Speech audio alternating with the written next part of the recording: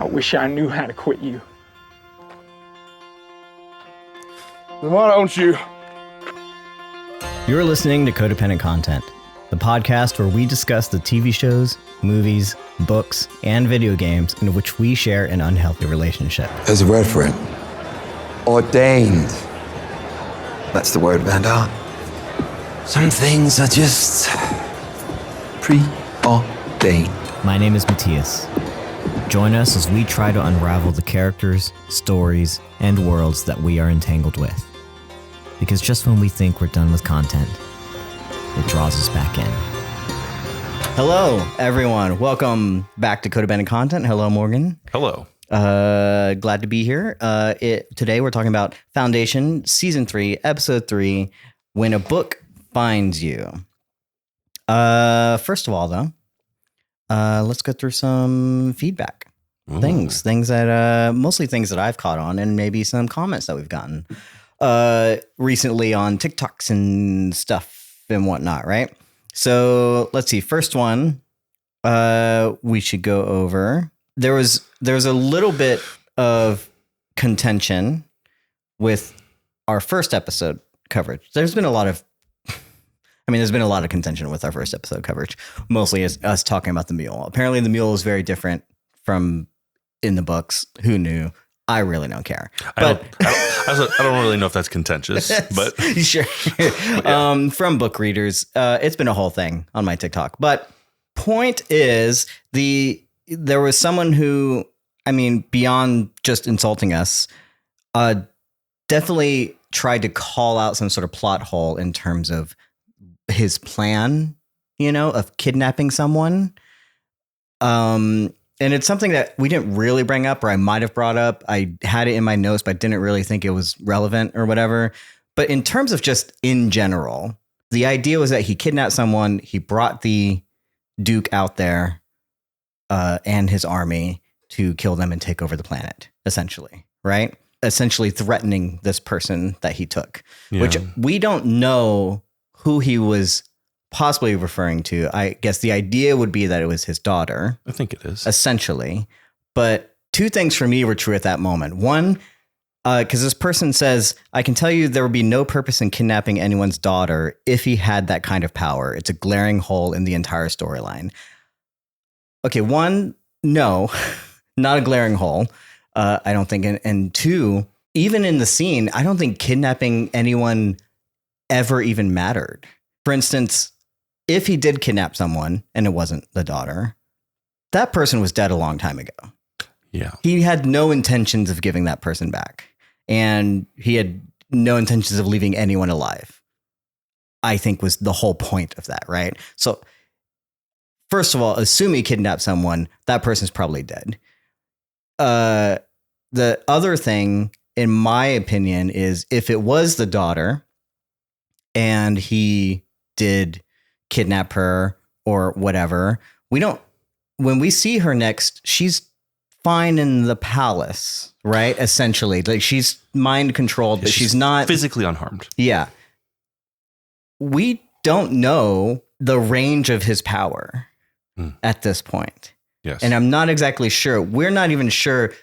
Was she ever kidnapped, or was she safely there and he just convinced the army that she was kidnapped? Yeah. Is a question for me. So there's a lot of, to me, that's not a hole in a storyline. There's just a bunch of different possibilities going on there to also, again, represent how powerful he is. Because yes, you're right. If he had to do the thing, he didn't need to kidnap someone.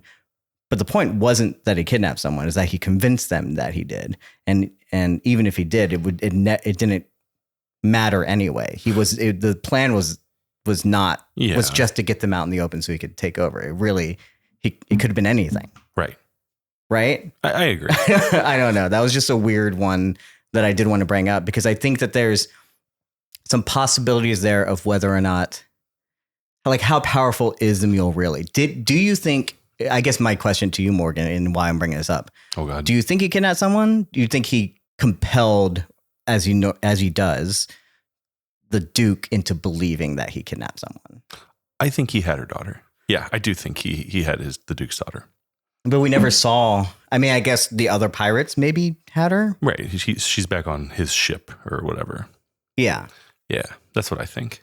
Yeah. My also assumption is that if he did kidnap, quote unquote, that knowing what we know of the daughter now, that she just left. 100%. Yeah. Yeah. I don't know how he did that. It wasn't like, yeah, oh, she's tied to her, their hands behind a chair and gagged. It's like, no, he just literally like. We also don't know like what proximity he has to be to do his powers. Although this episode seems to imply. But he can't do it over hollow. A little closer. Yeah. Right. I don't know if it's within line of sight, kind of thing. Or line of sight seems at to least be. within proximity. He clearly has range enough to, from standing on land to like Ships. compel people in the ships. So we don't really know the range of the power. I agree. So that's also like an interesting thing to kind of keep in mind, Yeah. because I think it's possible that he could have like reached into the palace from far away. Yeah. I mean, I agree with all this. Yeah. Also, just because, the commenter seems to be, taking themselves very seriously. Sure. It's a fucking television show. Yeah. This is not fucking Napoleon. Well, like you need to show the audience who your big bad is and what they do. Mm-hmm. Right. Mm-hmm. And like, I don't know if this person's ever watched a TV show or a movie before, but bad guys don't always do things in the most rational ways. Yeah. Right. Yeah. Especially when they're sadistic. And again, the thing is Which he definitely my is. assumption was then, because we didn't see the daughter until the second episode anyway, my assumption then was that no one was kidnapped and he lied, which is what bad guys do. Yeah. That he completely lied, or if he did kidnap someone that he killed, that he was never planning on giving that person alive anyway. So he was lying. The whole negotiation, the whole thing was a ploy. And it was, this is what bad guys do. So it didn't, so I was like, why is this confusing for you? And basically, I mean, this is the only person that sees this as a plot hole that I've ever heard of. But yeah. Plot holes are, people find continuity things and they'll immediately see continuity and call it plot holes. Like there's plot holes and then there's continuity and then there's things that you just don't understand. Doesn't make it a plot hole. There's like, we need to stop using plot hole as a, I'm not bothered all by encompassing term. Yeah. But something I wanted to bring up because it is interesting when we talk about the mule, and especially probably when we go into this episode, that there is probably a lot more we don't understand about him. And I think that's actually really important. So if you think there's like plot holes with him, probably not. I don't think so. At least not yet. But yeah, just something I wanted to bring up. One thing I wanted to fix is that I was very much mistaking the Calais, Harry's wife and the Prime Radiant thing. I was more or less correct, but I kept I forgot his wife's name. His wife is actually named Yana. You were right. The Prime Radiant did appear as Yana first, but then took the form of Calais. It wasn't one and the same. I got confused. It's been a while since I've seen it, right? It is all still the same. It is all just the Prime Radiant. Like this actress is playing the Prime Radiant, but also is the image for Calais, and then has parts of his wife there. And it's not Una. Una's world is a different thing, and we saw that in season 2, but it's all confusing. There's so many names and things to keep track of, but yeah. I just wanted to fix my correction, especially if I confused anyone and what was going on there. Hopefully no one was confused and was just like, what is he talking about, for a whole probably 15 minutes that I was talking about those things. Yeah. So yeah, the last thing I want to bring up, one of our biggest things was, how does this black hole gun, the Nova, I can't remember the name of it. I don't remember the name either. How does it exist without literally anyone knowing? And again, there's part of us we agreed was like, it could be suspension of disbelief, just, let it happen as a TV show, right? And then there's are we being too logistical or too nitpicky or whatever, right?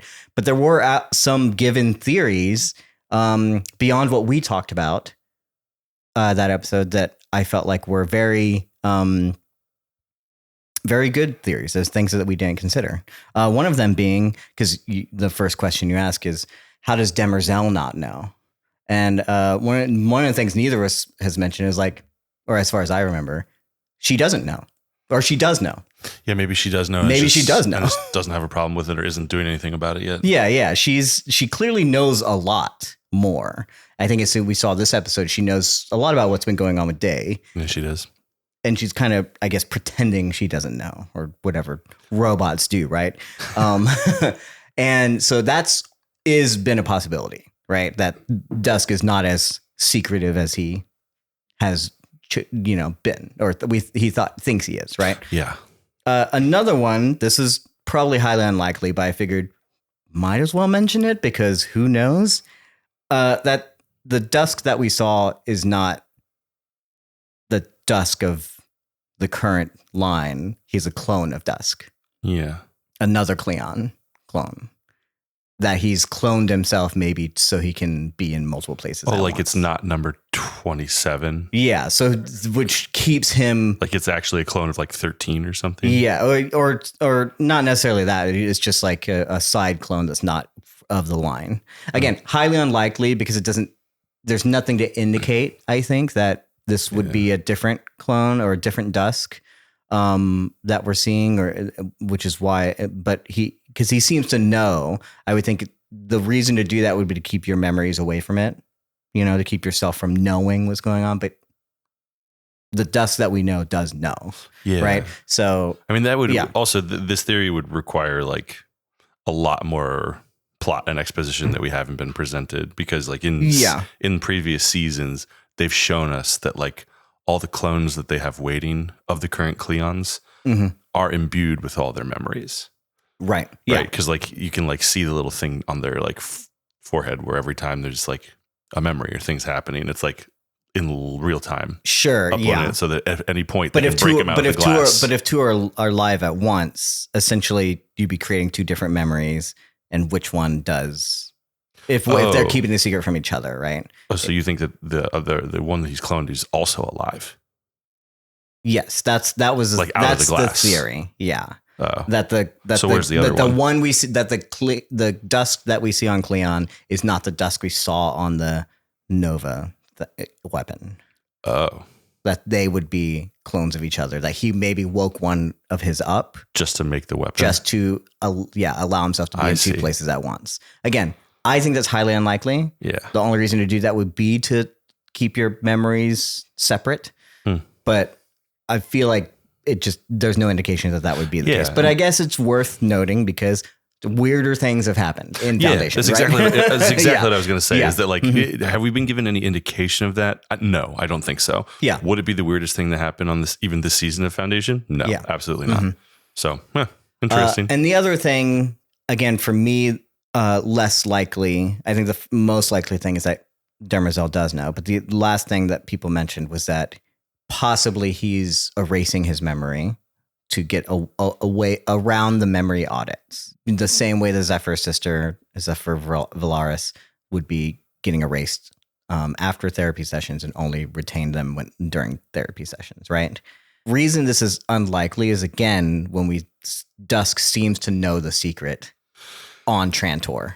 Yeah. When he's around Demerzel and Dawn and all that stuff. Yeah. He's like, I have a thing for you, right? So even if he is erasing his memories, he's clearly not erasing them enough.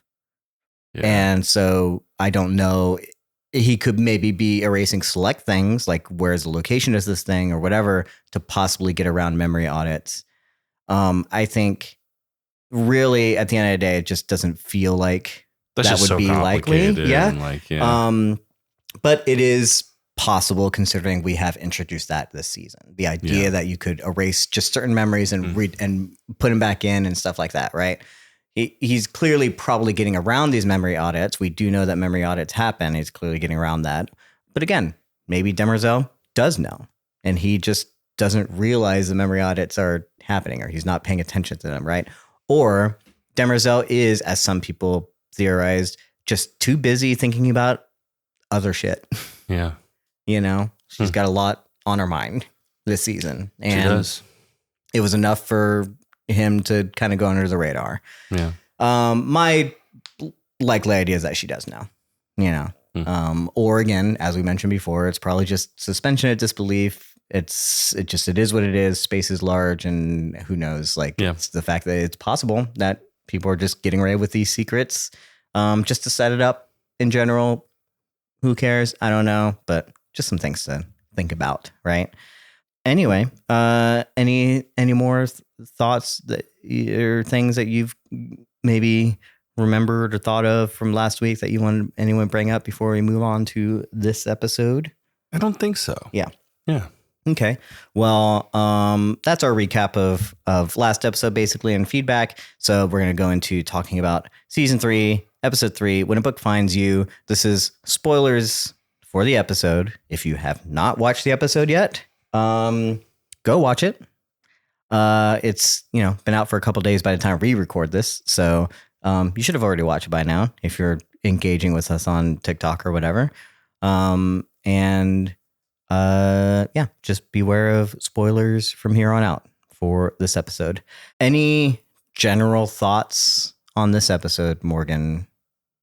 Just how you enjoyed it in terms of the season so far, things like that.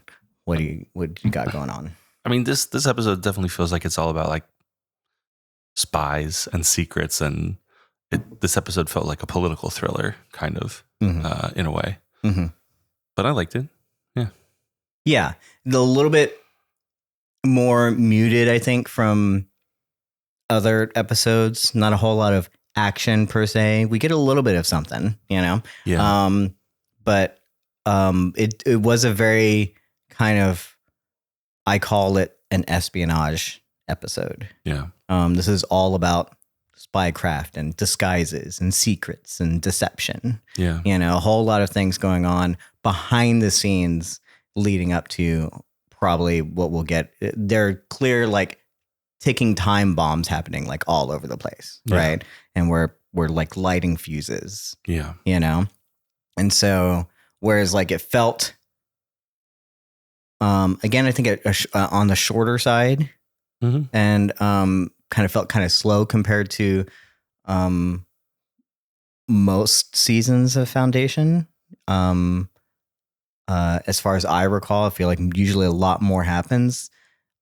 I still enjoyed it because of the kind of like tone and the direction that it took for this one. That I think we'll get into a little bit more. So lots of fun stuff, just in a different way, So yeah, let's get into talking about, let's start with Dawn. I think it's hard to start with anywhere else because basically we're picking up where we left off last week with that cliffhanger ending, but also 3 years before. Explaining how we got to this cliffhanging ending. Yeah.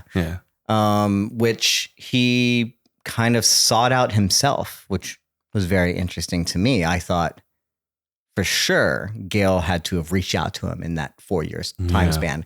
This is more coincidental than anything else. Yeah. He just happened to want to go learn about psychohistory at the library, knowing first and foremost that this is banned and illegal.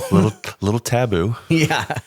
But he knows, that people have these things. And they're hiding things from Empire. He's Cleon. I mean, yeah. So very, very interesting. They go in this really cool library.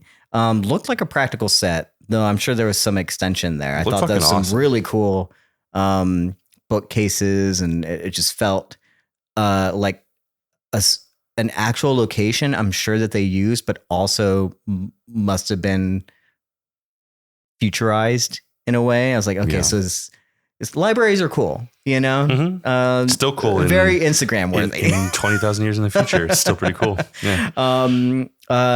So that was really awesome. Do you think she lied about needing just him? Seems like a big enough place that you wouldn't. The temperature control can't be that sensitive. No, for that was all a lie, right? I think it's very much to get him alone. Yeah, just to get him alone because she knows going in. Oh, he wants to see Calais' manuscript that helped solve Abraxas and create the Prime Radiant. Yes, that has explicitly been banned, obviously because of that. So when he's like, and the librarian knows that whoever wants to see that, Gale wants to talk to. So when it's Empire, she's like, only 2 people can go. Right. I think it's all plotted out. Yeah. I don't think any of the temperature control. Right. She says the thing about the gloves. Yeah. And he kind of like is like, oh yeah, my guard's breath are more dangerous than my own hands on it or whatever. Yeah. And it's like, yes. He's like, just unexpected, Yeah. Right. But no. So he's catching on, right? We're seeing that Dawn is a little bit smarter than, they usually let on. Yeah. Right. Totally. So very interesting. I love it. I love what's going on here.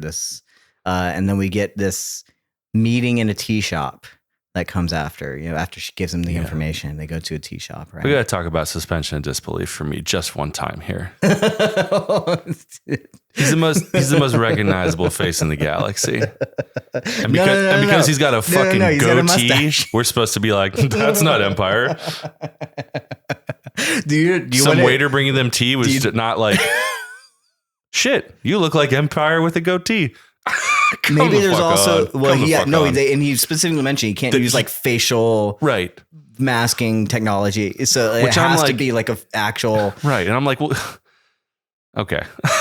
Do you know what my first thought was? Because we kind of cut to someone walking to the tea shop, and then there's someone already sitting there, and so when I first saw him, I thought, wait, is that another Dawn with a mustache and stuff? I was so confused for a second. I thought Dawn was going to be meeting with Dawn, and I was going to be so blown away. No, that's. But then I was like, costume. Oh no, that's the one that we just saw. I just didn't know if it. We just cut to him already sitting down. That's a spy costume. I was confused for a second. Okay, but yes, you're right. Very, very interesting disguise. I'm fine with it. I don't care. I just have to say something about it. Here's also, now that you bring it up, one of the things that I have noticed, again, last week and then this week, I feel like it is happening a little bit more. They're planting these little seeds about how little people care about Empire. He is recognizable, but it seems like people are just moving on with their lives, that they're not quite. I kind of know what you mean. Yeah. But I know, not for me. No way. The royal family doesn't run shit in England. If Prince Harry walks into a fucking bar, ain't nobody gonna be like, that's not him. He's got a mustache. Yeah. And they don't matter at all. Right. In this world, this is the most powerful man in the universe. And also, like, he's tyrannical. He's notoriously dangerous. Yeah. We'll just eliminate your family line. Right. I don't know. Right. If we react that way to the royal family still, who literally doesn't matter, and Cleon very much still matters in this world and is also vindictive. I don't know. It's questionable whether or not they hold the same weight as, say, like our influencer Mallows, right? Our newlyweds, So whereas it's clear the order of the day has changed hands, it's been more than 200, 300 years of Cleon dynasty. Like, people forget that we've been at a relative time of peace. More than no that. one cares, right? There's no actual family line. And I do agree that, like, they still would be the most recognizable thing on fucking Trantor of all places. It's a little bit weird, but I don't know. We've never seen a Dawn with a mustache and goatee, so We've seen a Dawn with a fucking beard. We don't ever see Superman with glasses. So and everyone knows that that's just a flawless argument that no one's ever poked fun at. So it is Dawn. Given the idea, he is there. He's got a disguise. He's meeting with what turns out to be Gale. They're talking about the future. Hologram Gale. Tons about I could have guessed that from the way that she showed up, but it does get revealed later on. My weekly attempt to end the podcast. They are talking about the future and the past and everything that's going on, and they're in a tea shop. So would you say that he's reading the tea leaves? All right. Thanks for coming out, guys. We probably won't be back next week. I don't apologize. I love this espionage stuff. I love the disguise either way. It's not very good, but I love the disguise. It's fun. I love this meeting as it happens. You know, there's some cool cyberpunk things going on too. Like, I don't know if you noticed, first of all, like very noir of it to be raining during this meeting, right? It's so noir. And so like there's people walking around with umbrellas and they have like the lights on the umbrellas, kind of like Blade Runner, you know? So there's like some cyberpunk influences. I literally wrote when like we're seeing the imagery in the rain, I was like, oh, we're getting like space galaxy noir. Yeah, very much. Yeah. So pretty cool. I think giving me a little bit of Blade Runner vibes, you know, so which is a space noir, as it were. I mean, it's a future noir, I guess. And so, yeah, interesting. We reveal that Gale obviously didn't know about the Prime Radiant. The copy that Harry gave to Demerzel. Yeah. Mm-hmm. Yeah. Mm-hmm. So obviously I'm still curious, like, why did he do that? You know, what was his planning there that he would not reveal it to anyone else? He just gives her Demerzel. Empire knows, obviously, but yeah, they're different, right? They're using it differently. We also find out here. I found it interesting that Dawn knows his lineage to the extent that when Gale mentions other Dawns, there was other Dawns. One, I didn't write down the numbers, but one, tried to leave, and the other one like left and all this kind of stuff. And he's like, yeah, they're traitors. Yeah. And it felt very much to me like there's kind of a part of me that wonders, is every Dawn possessive of this kind of ideal, right? This ability to leave, to quote unquote commit treason, because we have seen it so often. And I found it very interesting that at the beginning of the season, he was playing this very day-like character, that he'd already gotten past all that, right? Yeah. And here we're kind of revealing that the whole reason he is here is because that is something that he struggles with. This is a trait that is within all Dawns, whether or not they accept it or not. Because whenever you throw around words like traitor and treason, that also speaks to me like propaganda.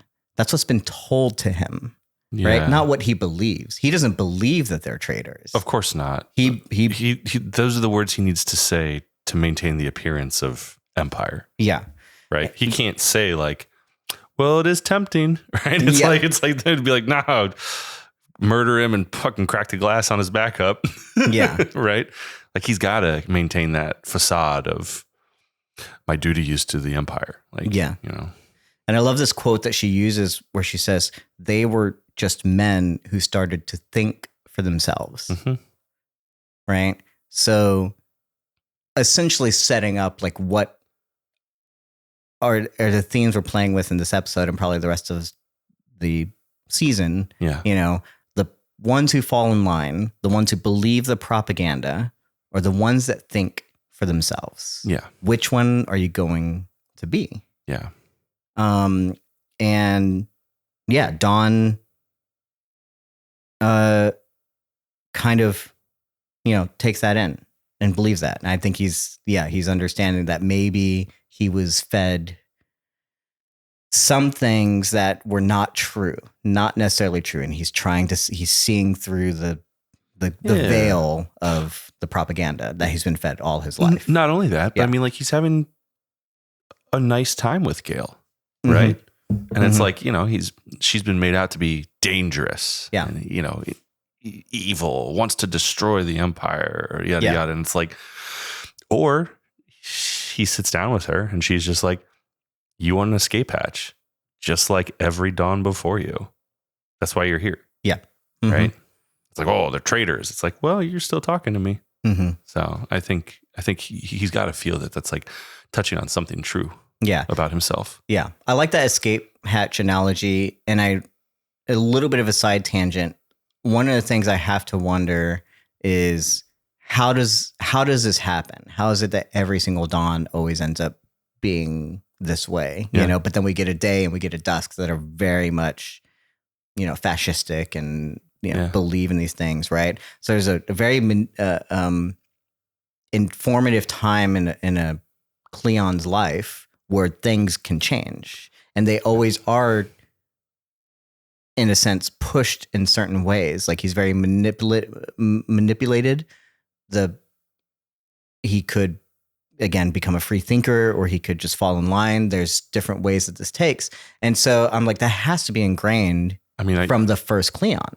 I literally think what you're describing is like the reason the Demerzel exists.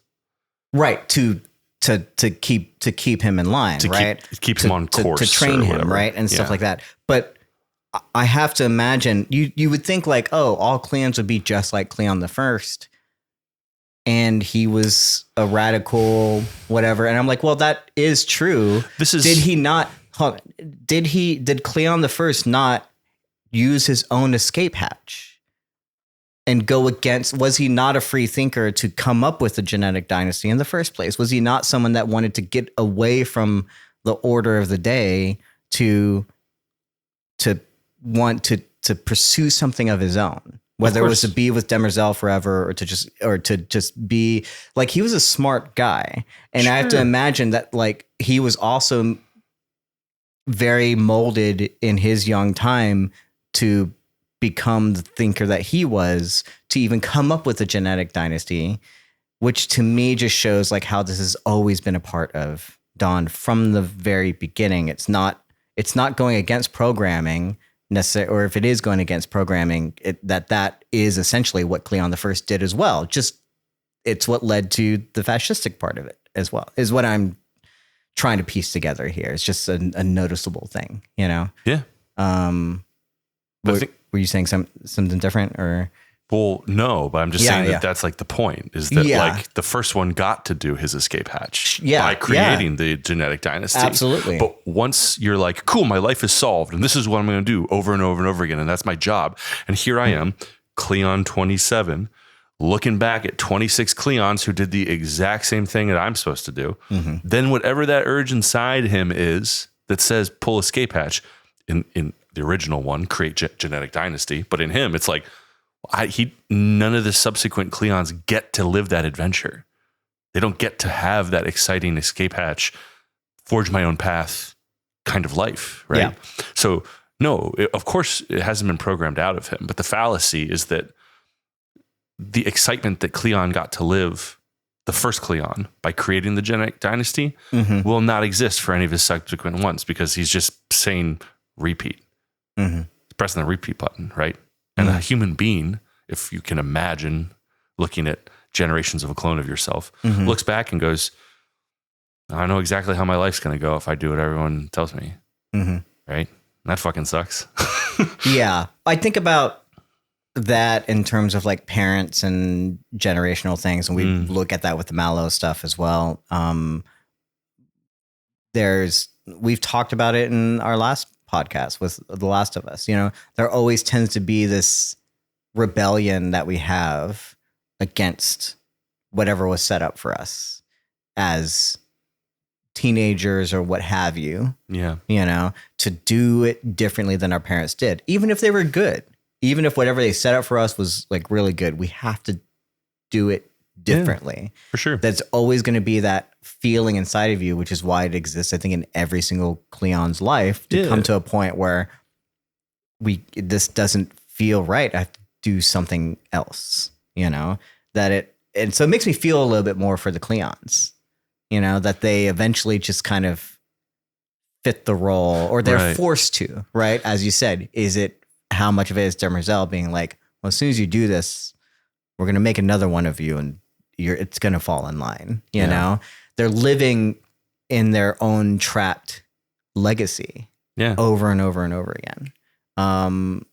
Interesting stuff. You know, we do reveal that she's just a hologram, a projection. I did have a thought of like, oh, why no one noticed that he was talking to something else. And then I remembered it was like thousands of years in the future. And this is probably not a abnormal thing. Yeah. Because, I'm sure some nerd is talking to his AI girlfriend while eating or drinking tea at a tea shop. No doubt.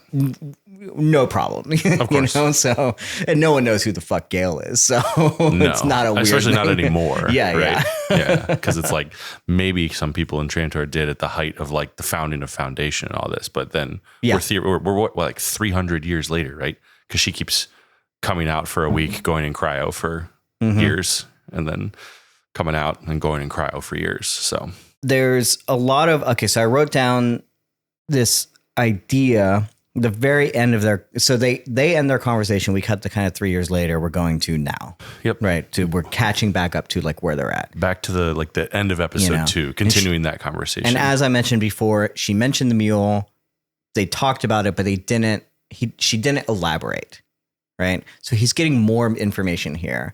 Mostly the effect is like, hey, don't go in person. Don't send an emissary. You got to talk to him through Hollow, because he possibly has the ability to control minds, which he finds impossible. Yeah, that's not a thing. And it's something that we have to recognize, even though we've had a whole season with Mentalex, even though we've had a whole season of understanding that telepathy exists, that for the rest of the galaxy, this is not a normal thing. Yeah. That it's unheard of, and it's why people will go around and not even think to question the mule or even be afraid of him. Why he's able to get away with what he does, because it's just that strange. Yeah. And I love this little moment where she mentions it, and he doubts it, that it's true. And he says, is it? As in, is that possible? And there's like a little bit of I think Cassian Bilton's doing a little good job of giving a double meaning to that line. Because not only is he asking, is it possible that the mule is able to control minds? But I think he's wondering, if that's possible, how do I know you're not controlling me? Do I also need to be worried about you? Yeah. Yeah. I did not know that was possible. Who else has that power? How can it happen? And obviously knowing where it comes from and stuff, that just felt like a little bit of a tinge of that performance there going on of, am I being controlled? You know, which sees a little bit of doubt. She doesn't answer either, which is kind of annoying. No. So interesting you say kind of annoying, because I think the whole conversation at the tea shop, and then also the conversation at via Hollow in Trantor, like years later. Yeah, it's bringing us up to date. Yeah, this is the first time I've been like, Gale's kind of doing the Harry thing. Not a lot of details, just telling him what to do and shut up and don't worry about it. Well, someone had to take Harry's place, I guess. I'm just saying, it's like, it's kind of a bummer. I mean, like, not like literally, but I was kind of like, oh, wow, she's doing the thing that frustrated the shit out of her about Harry. Yeah. Well, if I'm honest, and this is something that I hate to say, but Gale has always been the least interesting character for me for like majority of Foundation. Which is also why I don't like the idea that like she's so important. This is why she's here. She's not supposed to be here, but she's so important, So it is. She's delivering exposition. She's just giving like the bare minimum. She's being kind of vague, which is definitely what Harry has done or is done. She's taken that place, or whatever. I'm like, and to me, that's just not interesting. But I guess it is what it is, right? You can't, when you're dealing with the future and the changing of timelines and stuff, you can't be too careful, so sure, I guess. I don't know how much and also, does she know that she can trust Empire? Probably in the same way, like, there's still clearly a distrust between both of them with talking to each other, because I don't think she expected that ever would it be Empire that came and opened the book and that she would be talking to about this stuff. Yeah. Great for her that it is, she seems to think that she holds some sort of power now over Empire. Yeah. She's kind of right. Kind of, but it doesn't really go her way either later on. But she makes a big ask from him, and he goes, and he tries. Yeah, he does try. But I'm wondering like how much tension is still going to be there. It's like they're working together, but they're not fully in with each other. Do you know what I'm saying? There's still a little bit of distance being put there. So it's not quite the twist that we saw last week. He's still got his loyalties and motivations elsewhere. Before we move on, I think we'll move on to Dusk and Dawn having that conversation with the mule, since that's so quick, and we might as well finish up kind of the storyline with Dawn, I think. I'm down to talk about that. But before we get to there, I want to run this by you real quick. This is completely off topic, totally out of left field. It's only because people have been, literally on my TikTok has just been like, who should we cast in the DC universe for the other superheroes, right? Because Superman came out, everyone loved it, and then everyone's like fan casting all the other superheroes. And I did look at Cassian doing all this espionage stuff and disguises and whatever, and I'll be honest, Batman, Bruce Wayne, sure, possibly. And before you get too heated at me, seems maybe a little bit young compared, but I'm not sure where he falls. But if too young, Nightwing, Dick Grayson, sure, I could really see him being a good Dick Grayson. But I mean, he's not too young. It just depends on the movie. It depends on, because I think they want like a younger, they're skewing at least like, is Bruce Wayne around the same age as Superman, which we know is as of this universe is around 30-ish years old, and I'm not exactly sure where Cassian fits there, like what his age is, but he looks mid-20s, right? My guess is he's 26. And so I could see him as, this is also a world in the DC universe where Batman already exists, and we just haven't seen him. And it's possible that if they want to jump over the timeline and give them a Robin, I think there's plenty of Robins to go through. Might as well already have a Robin that has grown through the ranks and become Dick Grayson, Nightwing. I think would be really cool. And so I don't know if there's any, that's just something that I noticed during this episode. I was like, I could kind of see, and it's just on my mind just because I've been seeing so many like fan casts. So I probably would not have like thought about it in a regular context. So I'm like, hey, if I'm like fan casting, and coming from me as someone who that's always been a dream role of mine to play Dick Grayson or Nightwing. And I think if anyone should play it, it should be a mixed race person. But I'd be okay if casting play. He probably is mixed race. I actually don't know what his racial makeup is. He's probably white, but because Lee Pace is white. Yeah, he's probably white, but I could see it. I would be okay if they decided to go that direction. Give him some more is what the point is too. I also want him to get more. He hasn't had much under his belt. He's only really done Foundation, and I'm seeing a lot from him this season that I really just want to give him more. Is that enough? Is that good? Yeah. I mean, also it's like, if we're talking about it, then if he was going to be Nightwing, I mean, Lee Pace would be a pretty cool Batman.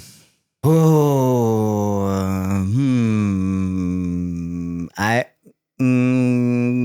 can kind of see it, the Bruce Wayne aspect. I can see the vision. I think I would prefer others over him, but sure, I can see the vision. Someone mentioned, I think they mentioned, oh, no. I'm thinking of something else. Oh, someone was doing a fan cast of who should be the next James Bond, and someone mentioned Will Poultier, and I was like, I can see it. I can see that vision. But anyway, I'm down for Will. This is a whole tangent. We're a nerdy podcast here. I watched Superman. I loved it. We're allowed to talk about this stuff. And yeah. So sorry, not sorry. Let's cut to a little bit further ahead where Dawn does have this conversation with the mule. Just a little bit, right? And are we talking about this like real ugly attempt over the at hologram diplomacy? Yeah. Dusk is there, Dawn is there, and they're gonna go and talk to the mule over Hollow. I've noticed that Dusk doesn't seem to want to give up the what he normally does, which he's the conciliator. Yeah. He's the one that has these conversations, but he has to give it up because Dawn needs to be the new face. That's right. Of the Empire. Speaking of too, one of my favorite parts of this scene, it's a small thing. It's a writer's thing. But I love that the mule is like, you sent the understudy? When he comes on, I'm like, oh my God. Such an actor joke. And also it's like, just immediately, just absolute disdain and disrespect. I mean, the way he answers is like, what? Yeah. It's just like, so it was good. like, oh, not the most important person in the world, the galaxy calling you. Yeah. And you show exactly what you think about that. Again, these moments of like, who cares about Empire? Yeah. I like it. Yeah. And they can't do anything about it. He offers him the planet.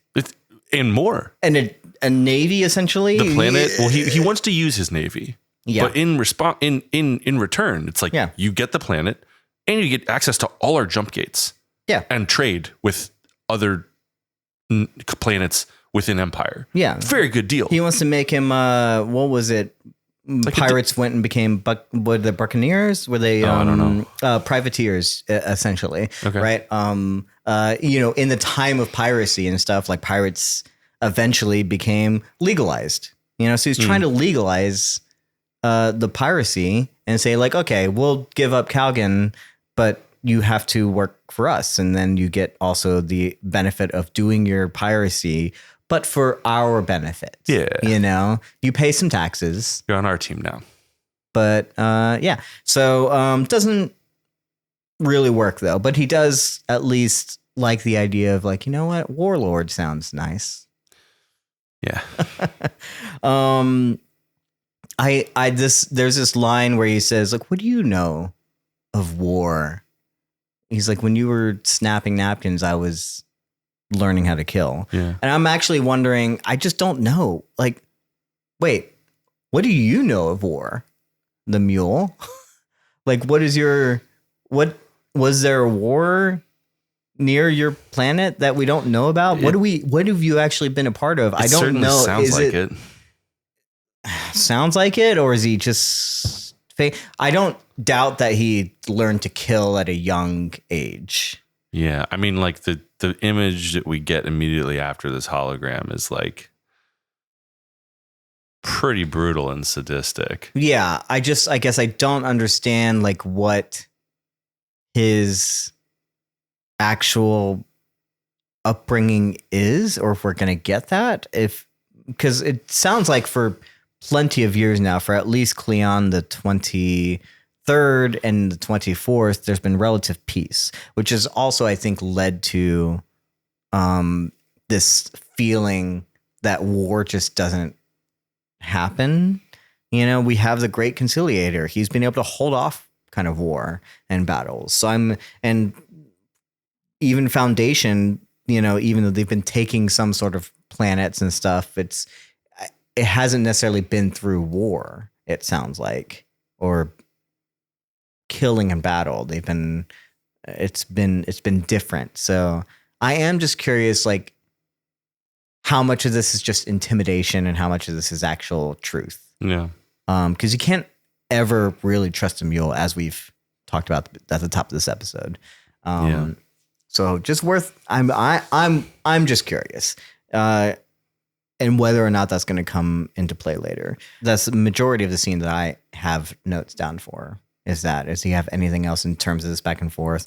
Obviously, they've captured a jump gate, piracy stuff. They're doing piracy stuff, you know, which I think is really cool. I think obviously that makes sense from a militaristic standpoint. So doing some smart things, and they're holding on to it. So again, fuses are being lit. We just don't know when. Literally, a fuse is being lit.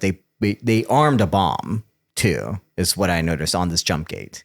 And we don't see it explode. So they're planning something. So you put a bomb under a table, it's going to explode at some point. When is it going to explode? So just one thing I noticed, there's a lot of fuses being lit. There's a lot of moves, chess moves being made without anyone's notice, you know? Empire is screwing up, obviously, by not containing this. Yeah, it's a bummer. Yeah.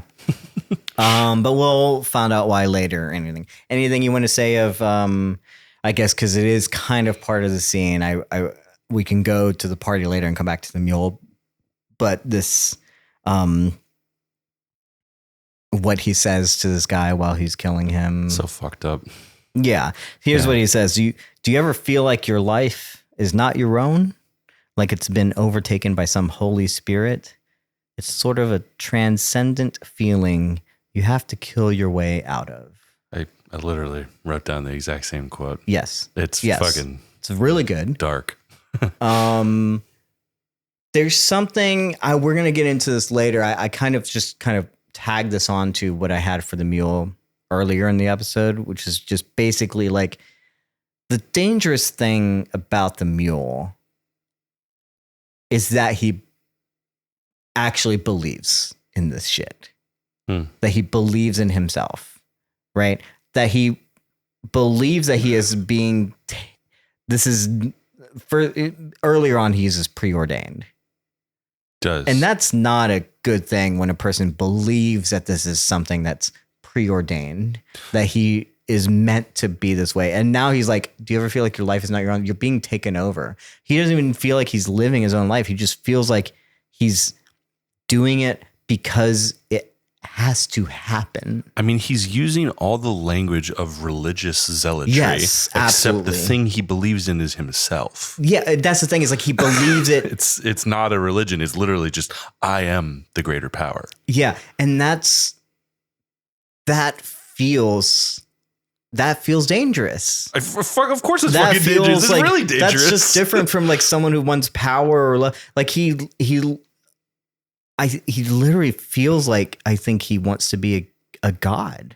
I mean, he thinks he's a savior. It's like Thanos-esque in a lot of ways, little bit, right? yeah. I am inevitable. It was preordained, right? Like this stuff is like the same sort of like supervillain, maniacal, megalomaniac shit. I mean, I'm starting to understand like why, if I read correctly, that the character of Paul Atreides in Dune was kind of an answer to the mule.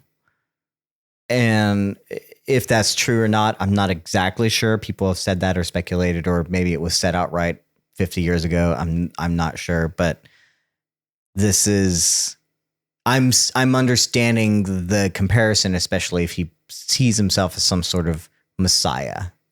Yeah, because I mean, interestingly that you bring up Paul Atreides, right? Because he is seen as like this glorious messiah in like the first book of Dune and the movies that we have so far, but it gets complicated in later books. Yeah, Paul might not actually be such a great guy later on. Yeah, but yeah, I mean, messianic figures are always kind of complicated. Yeah, but I do love this because it's not, because villains can be hard, and villains who just want power, do whatever, to have someone that fully 100% believes this is just something he has to do, and that he's struggling.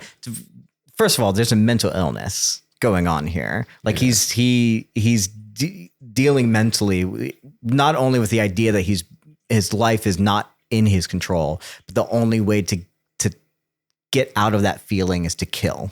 Yeah. Right. That's a mental illness. That's insanity. That is, I don't know what you want to call it. I can't diagnose him. I'm not a fucking psychiatrist. I'll diagnose him. Go ahead. What are you diagnosing? I mean, bipolar disorder, bipolar, ADHD, maybe mixed anxiety, with a little malignant narcissism. A little narcissistic. I'll give you that. Definitely something wrong with him, and that because, again, he's a manifestation of chaos. I mean, I will go a step further, though. Yeah. If you want to go down the spooky road. What are we here for if not to go down? Wait, the spooky rat, do you think he's being possessed? No. Okay. No, but I want to ask you an honest question. Okay. If you literally Yeah. had the ability to control other people and have them do whatever you want via their thoughts, do you sincerely think you could be still fully respectful of other people's will? Right. Do you really think that you would not be a bit megalomaniac? Right? Sure. Like, how could you not be a bit narcissistic if you could impose your will on anyone you wanted? Like, is he crazy?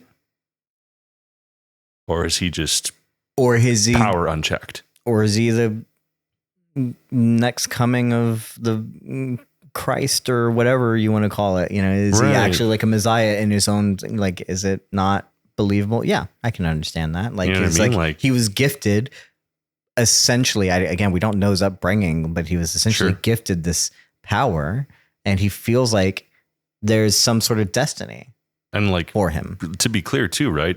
Yeah. There's this whole good and evil axis, and that's like, yeah, he's choosing to use his power in an ugly and evil way. Yeah. But Yeah. he isn't the same as everybody else. He is different, Yeah. right? I don't even, and, you know, I know we're not, you know, diving in too deep, but like one of the most interesting things about that scene at the club is when the Foundation captain wants to get a look at him and immediately gets Yeah. hit Well, by this like psychic field. And he's like, yeah. you're like me, Mm-hmm. right? I'm fascinated by this because part of me wonders, is the mule, does he even think that there has been other people like him up until this point? He has to. That's a good question. Let's talk about the party scene. Cool. Great segue into Yeah. let's talk about the party scene. You know, we got the thing that we were set up for last week. He's throwing a party, and who's on the invite? The Mallows. And so who's going to use that to his advantage? Han Pritchard, right? So they show up. She does a really cool, you know, costume change in front of everyone, Yeah, it's out cool. in the open so that everyone can see and get that scatter influencer points as well, you know? And here's what I wrote down. What in the Kylo Ren is fucking Torin Mallow doing right now? I mean, like, I get going to the rave, and I get like getting to a point after dancing your face off and popping some pills and drinking a couple bottles of taking your shirt off, showing up to the rave with no shirt on. Yo, the fuckboy Riz is out of control. Are you kidding me, dude? Are you kidding me? And look, he's an easy man to look at without a shirt on. I get it. But good like, for him, man. He didn't have a shirt when he walked in. I was like, what the fuck, dude? Do you think the actor chose this? I hope not. I'll be in your show, sir. Mr. Goyer, I'll be in your show, but I have one condition. I don't wear shirts at parties. Ever. We have literally not seen a single frame with true. him with a shirt on yet. And I'm kind of wondering, are we going to? Yeah, what a sad day it's going to be when we get our first Mallow scene with a shirt on. Ugh. What a sad day. Honestly, at this point, it's like commit to the bit, I guess. I think so. Might as well. Yeah. How long will he go? Drink next week if he doesn't have a shirt on.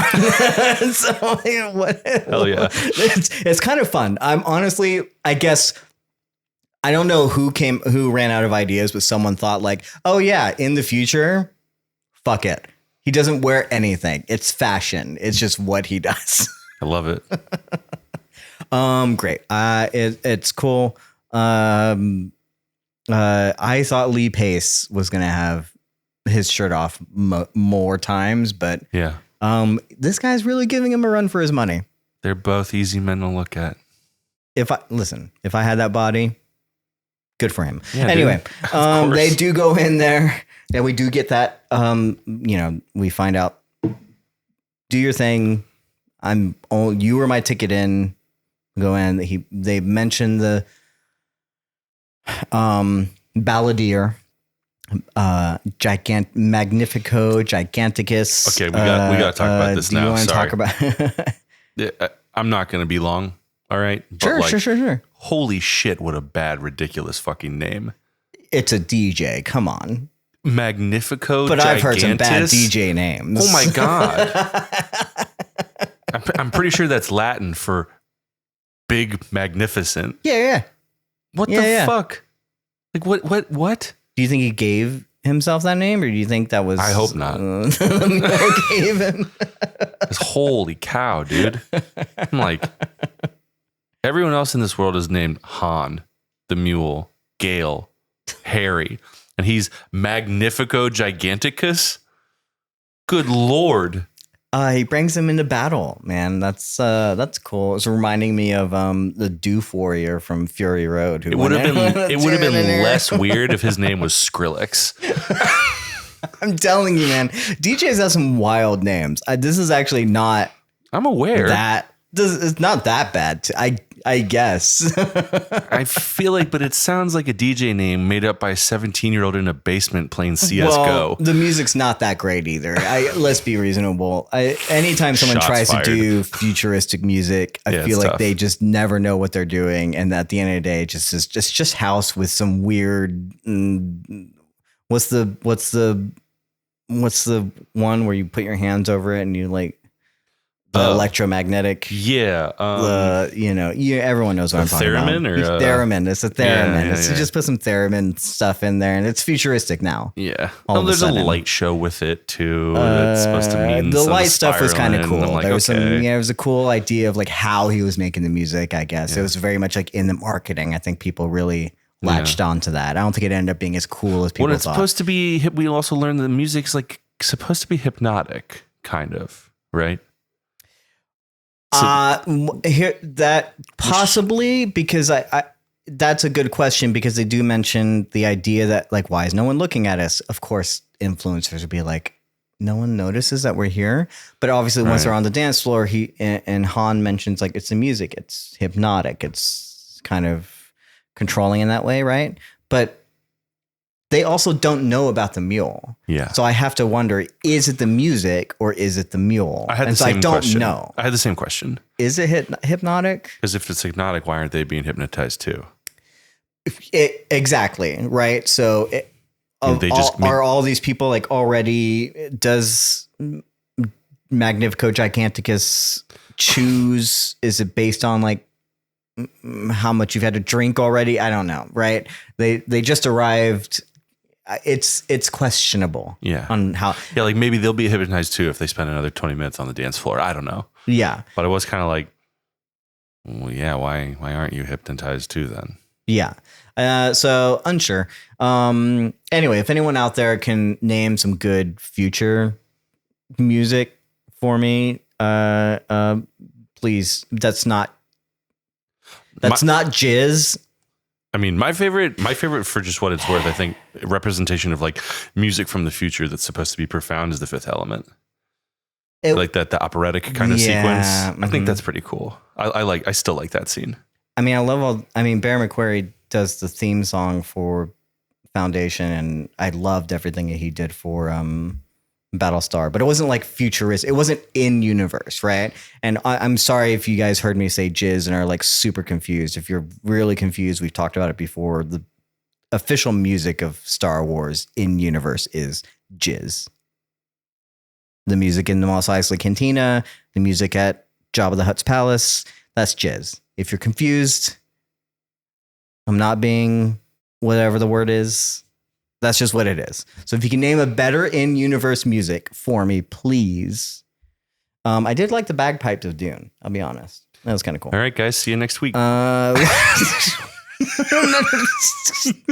Nerd. Okay. So yes, they're not being hypnotized. Han needs to get closer. He has no idea what he's dealing with. Yeah. And as soon as he gets within proximity, it's just tactless. He's just like walks straight at him. But he doesn't know, right? He just thinks this is just a regular pirate with charisma or something. Like, what is going on? At this point, again, it's been very clear. no one knows about the mule except for Gale and Harry. Yeah. And the people of the Second Foundation, right? Because they know what they're preparing for, but everyone else is just, they know a name, but they're not exactly sure. Han, I'm not sure what he knows, but it seems like he's only smart enough to know that something is happening here. So he doesn't know what he's dealing with. All he knows is he's dealing with a pirate. So it's not unheard of for him to try to get close. You know, I mean, Torin was able to get close without problems. But the problem here is that something's different with Han. Yeah. As you said earlier, the mule says, "You're like me." And who is Gale Dornick? Interesting. What do you think that means? Because I don't know. I don't think we're supposed to exactly know yet. Sure. But I'll do you have any absolutely- thoughts? Of course. I'll absolutely take stabs at it. But I mean, like, the implication first and foremost to me is that, you know, Han has some sort of psychic abilities or mentalic capabilities similar to the mule. And that, Yeah. Well, again, if we did at least put on the comparison earlier and whether or not he did it on purpose. yeah, Last week I mentioned like he seems to be compelling in the same way that the mule does, but in a different, appealing to something else, right? yeah, So maybe that's true. Maybe he doesn't even know of his own power, right? So yeah, sorry, go on. yeah. And then I mean, like with Gale, I'm like, oh, I have no idea. Yeah. But I would imagine, that the mule knows the mule definitely knows who Empire is. Yeah. I would say it's safe to assume that he also has heard of Harry Seldon, if that's the case. Yeah. Do you think he's heard of the Foundation in Harry Seldon? The first Foundation, obviously, not the foundation of the Second Foundation. Maybe not the Second Foundation, but Yeah. if he's done some homework, then I think that like Gale's the name he's heard or something like that. But he did, yeah, but he asked who is like, so I don't know if it's, it's someone that Han clearly knows, Oh, for sure. but I don't know how he knows. Oh, Gale. Han works for the Foundation. Right. But the Foundation, I believe, has also assumed that Gale is dead. Because when they left the first Foundation, no one knows the Second Foundation exists. That was 150 years ago. Sure. Even if they knew, even that first Foundation, which very few people knew about Gale's existence, is Salvor Hardin that discovered Gale and got them up. And like she went around with Harry. They all assumed that Gale never made it to to Terminus and stuff. So Gale died to the entire Foundation hundreds of years ago. Yeah. So now we have to assume that at least within the past 4 years, not only has she been prepping Empire, but she's been in conversation with Han. I think so. But it also seems like he doesn't know about the mule. So I don't know exactly what that is. Do you think he might be a descendant of some sort? Because he also has powers. That hadn't occurred to me. Is he part of the Second Foundation? I don't know.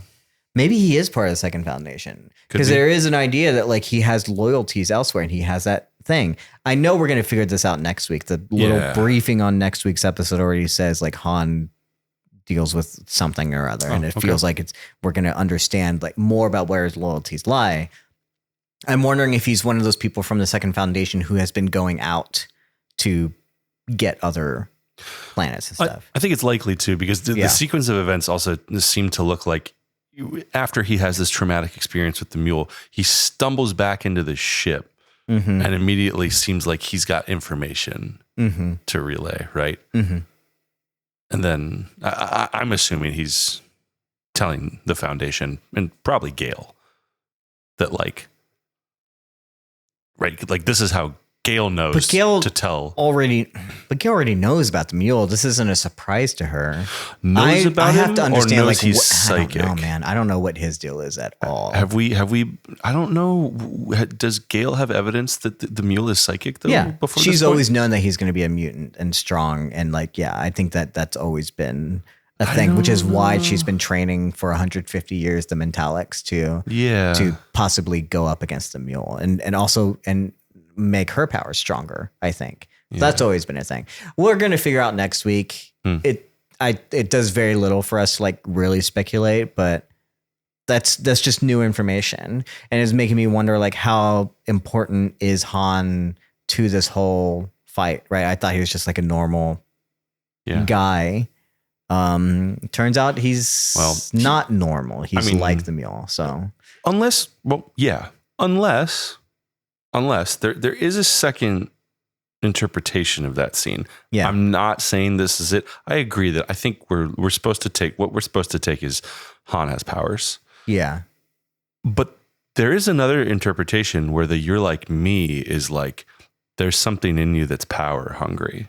There's something in you that wants to conquer. Or there's something preordained about you. Correct. There's something very And so it's an allusion not to his power, but to maybe some demons that he's fighting off. True. Or something like that, right? I don't think it's that. A greater sense of destiny. But to be clear, we haven't seen Han use powers explicitly.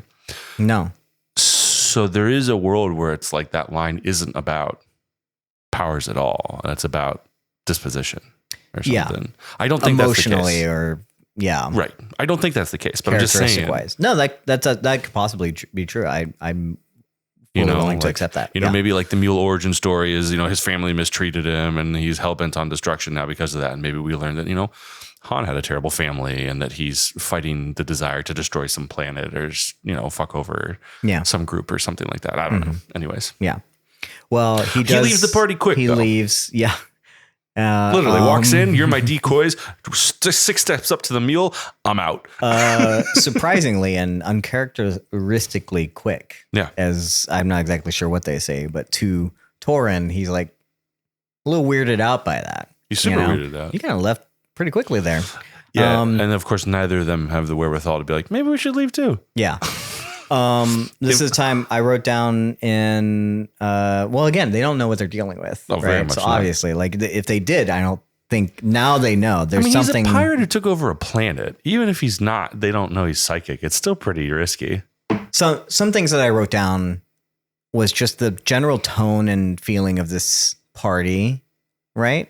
And how these two were putting themselves into it and trying to get in on the thing, right?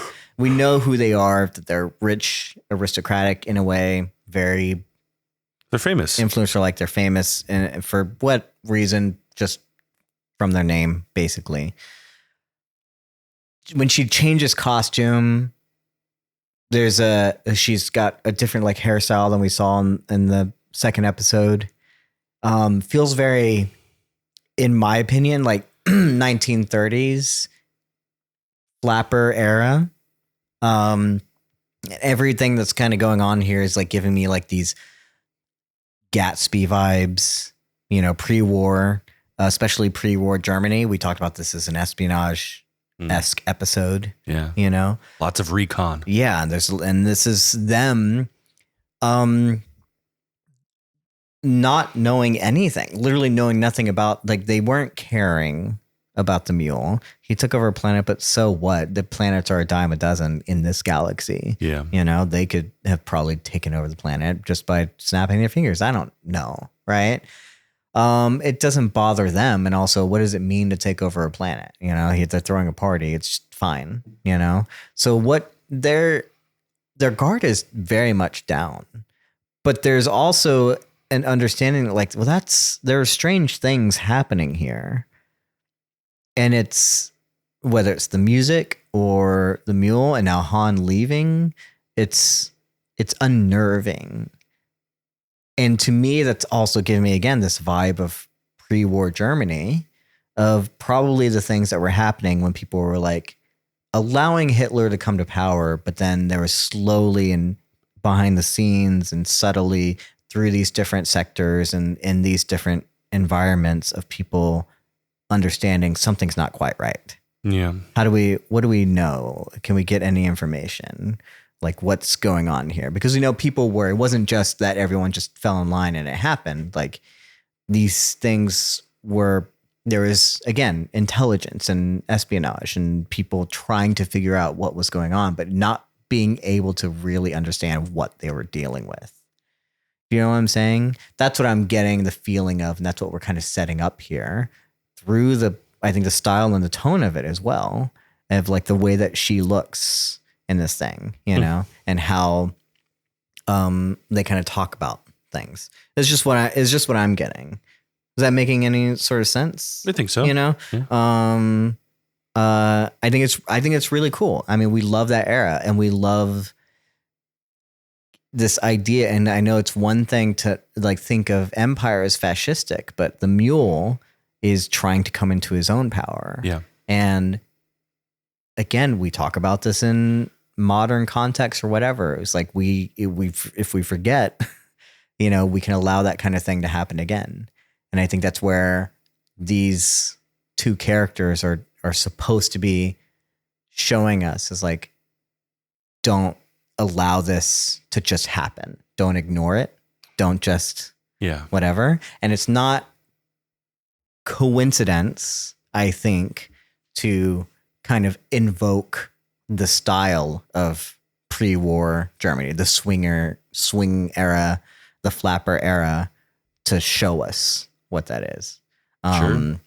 So yeah, just things that I'm noticing there. It's hard to ignore. I also wrote down, I love Beta in this moment, and like she's kind of growing on me. Yeah. There's something that's like I don't think she clearly doesn't know like what she's in for, but she's fully in, right? Yeah. She's like, you know what? We're on an adventure. Let's figure it out. Also, this guy is roughing my flanks, stole our sunshine. Like, I was like, okay, interesting. I don't know. I'm starting to like love her, you know, in the way that she has kind of a hold on Torin as well, you know. She's also falls in very quickly with our friend Magnifico Giganticus. Oh yeah. Well, she's really good. She's I think like at what she does. Immediately gets him to trust her and opens up about, I guess it sounds like the mule's pretty abusive. Surprise, surprise. Yeah. She's kind of good at this espionage thing. Yeah. You know? Which I think is great. I just don't they could have made her like one note and Torin is like the hero, but Torin is like, he's the one that has to kind of be convinced. He does like bring up like, maybe we should get some information, you know, but then she's the one that kind of sets out the plan. She knows what to do. I mean, Torin's also the one that almost gets himself killed. Torin. This was a hard watch for me. I'll be honest. Yeah. Really good scene. The insulting thing going on, him trying to get in there, trying to use his charisma as like, okay, we're seeing why we like Torin Mallow, you know, like that he gets himself in there, but he clearly finds out he's way over his head, and power hasn't even been used yet. Yeah. To a certain extent. He used the power on the little girl to get him the thing, but it's just not even a futuristic, but a little orange slicer. No, he just literally has like a fucking peeler and starts taking the fucking skin off his hand. Yeah, that was a hard one, but yeah, I don't know, man. Torin, he's got this bravado about him, but I think when push comes to shove, we're realizing like that can only go so far when you're actually met with.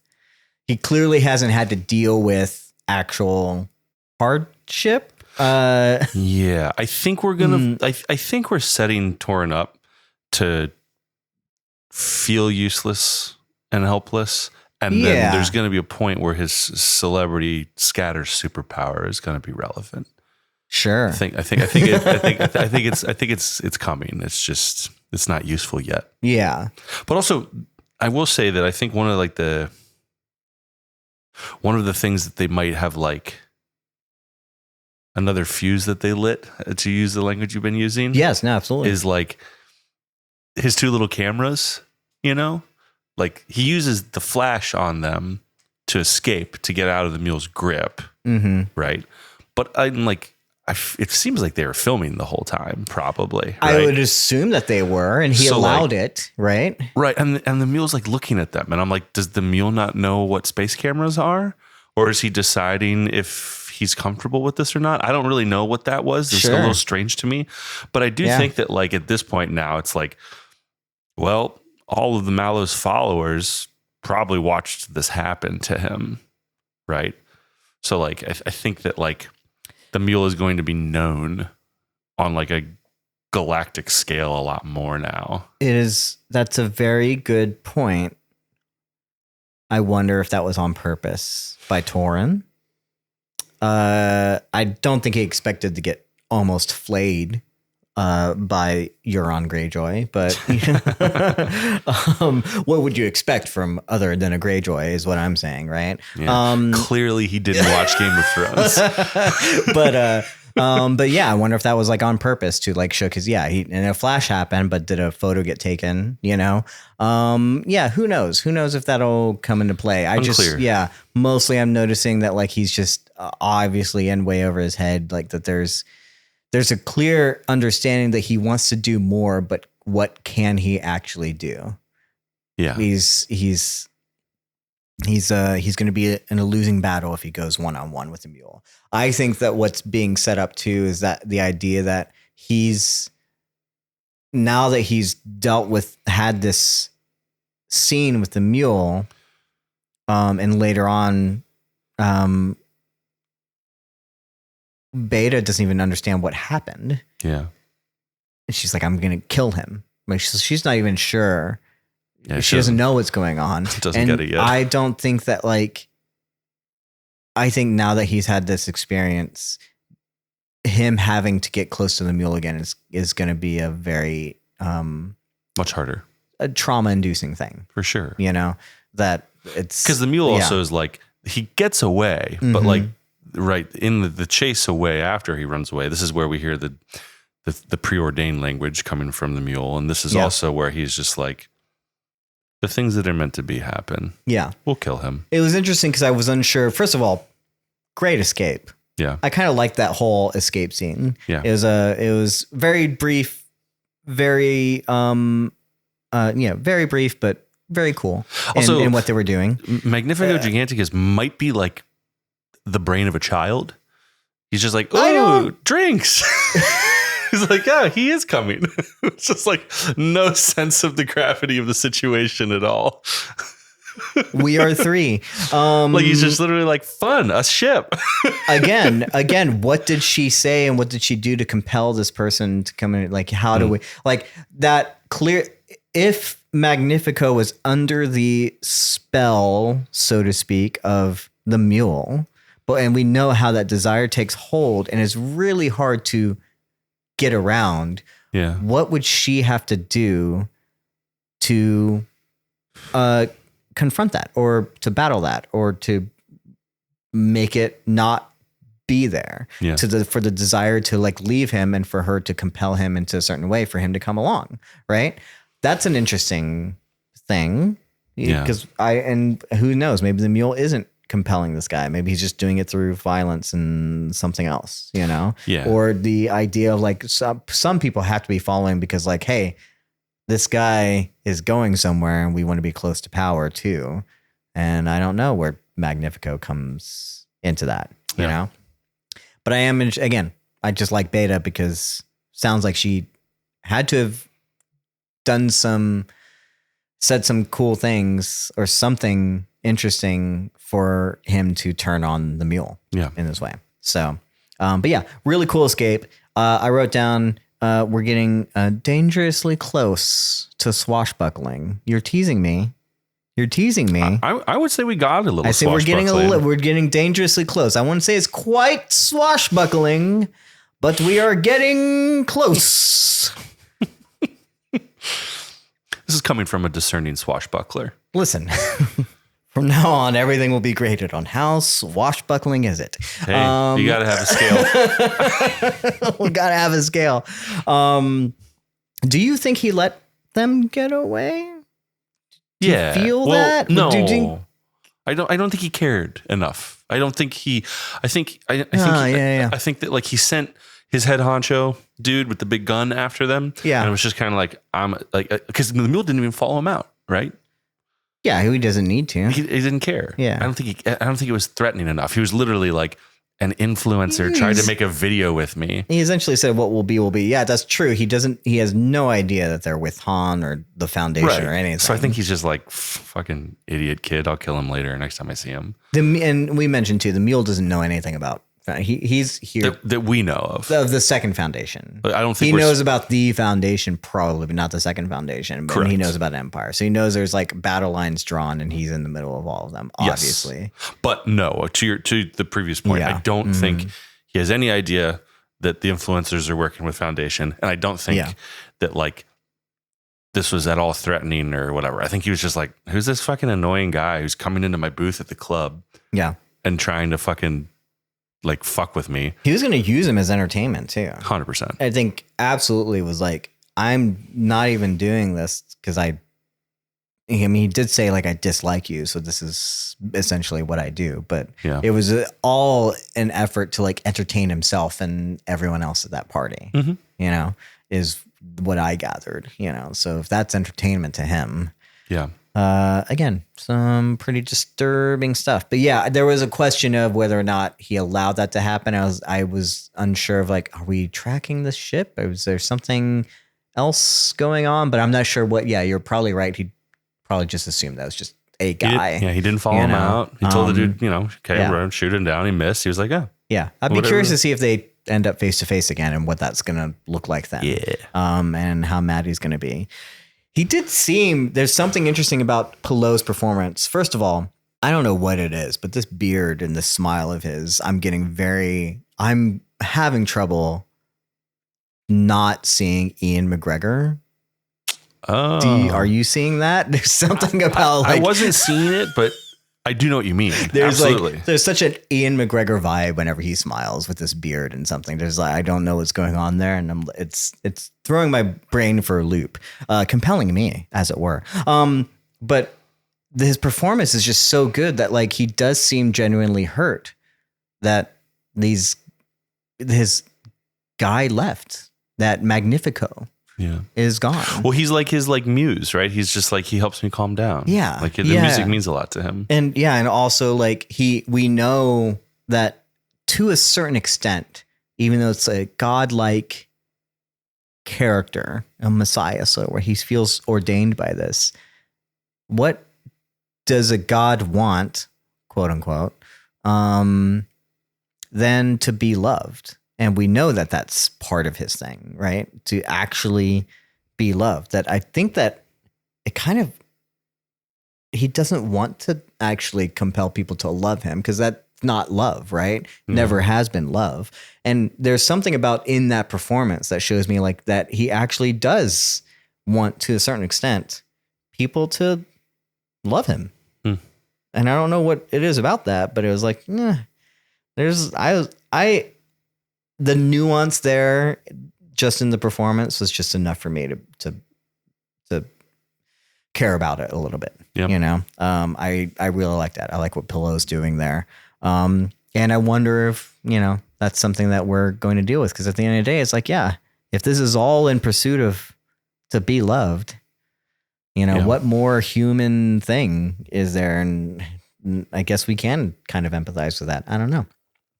But that brings us to the end of the party stuff, I think, and they're off. I don't know where they're going actually, because they're not going from Calgon. So they're jumping. So I'm curious where we're going to see them next. They don't know where to go. Probably back to the traders. He's probably going back to his uncle, right? I would assume so, but I don't know. But yeah, then the only thing we have left to talk about of this episode is everything with Day. When we see him, walks in with Song to the barracks, and he has a proposition for the Claviger Maven of, we want to leave. We want to get out. We want to get off this rock, and no one else can know. And now we understand also like how these soldiers work, the clavigers, so to speak, that they have to have family. They are required to have a family. They are as collateral. Yeah, to be used as hostages. They have to live on the grounds, right? Because you always know that they're being watched, which are the soldiers being watched by other soldiers? It's interesting. But hey, yeah.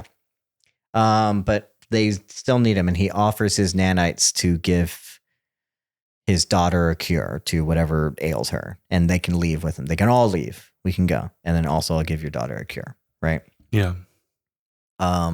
Tempting enough. Do we think Day is telling the truth? Can he give his? Have we seen this before? Can he give his nanites? I mean, I assume so. It's just something in your blood. I guess, possibly. Okay. I mean, we know he can take them out. Yeah. Right. Because in season 2, he does the pilgrimage another day, does the pilgrimage where he has to like walk in the desert for many, many miles to get to the grotto, right. To prove that he is human and feels things or whatever. And so they take the nanobites out for that. Mm-hmm. I'm not saying that proves he could give them to someone else, but they're not like innate to him. It's something that, they remove and put back in him. Yeah. So I'm assuming they could put them in someone else if they can take him out of him. Absolutely. We get this quick line of him saying like, the clavigers, we take an oath, but no one believes the words, and you know why we're here, a rare form of honesty we get towards Empire. Again, we've understood that like clearly Day has a relationship with this guy that's different than other days have had before, that he actually has some sort of a friend, And I mean, like, I think they've been, whether you believe it or not, I do think the show's trying to show us that this Day is making more human connections than Empire typically does. Absolutely. And the reason I say I don't believe it is because we have not been led to believe that he is capable of doing that, right? Yeah. It's not that I don't believe it it's the fact that like it's unbelievable, like that it is essentially like I'm unsure if we're going to see a double cross of some sort, that like these people would actually make friends with Empire, the people that are holding your family hostage or whatever. Like, is he working for someone else or is he working for Day? Like, we know that like Demerzel knows things, right? So that she's keeping tabs on things. You think the soldier's going to betray Empire? I can't tell if you're saying you think that Day's promises aren't good and that he's testing the soldier's loyalty or he's not being sincere. I think I'm unsure of either one. Oh, sure. I think either one could be true. I mean, it's risky. And that's where I'm like, because of the fact that like we haven't seen this. I mean, it's risky for both of them, right? Yeah. But also, I think this is supposed to be an extraordinary time where the Empire is imminently collapsing in a couple months or less, right? So I think we're seeing a lot of unprecedented stuff with all three of them right now, right? Dawn is looking to get out of the genetic dynasty. Day is looking to get out of the genetic dynasty. And Dusk is looking to not go bye-bye and get incinerated. Right. Well, Dawn is essentially trying to save the genetic dynasty. Essentially. I think he might be trying to save mankind. You're right. They had that conversation. That would be something that is. I think he's very much not interested in the genetic dynasty. Yeah.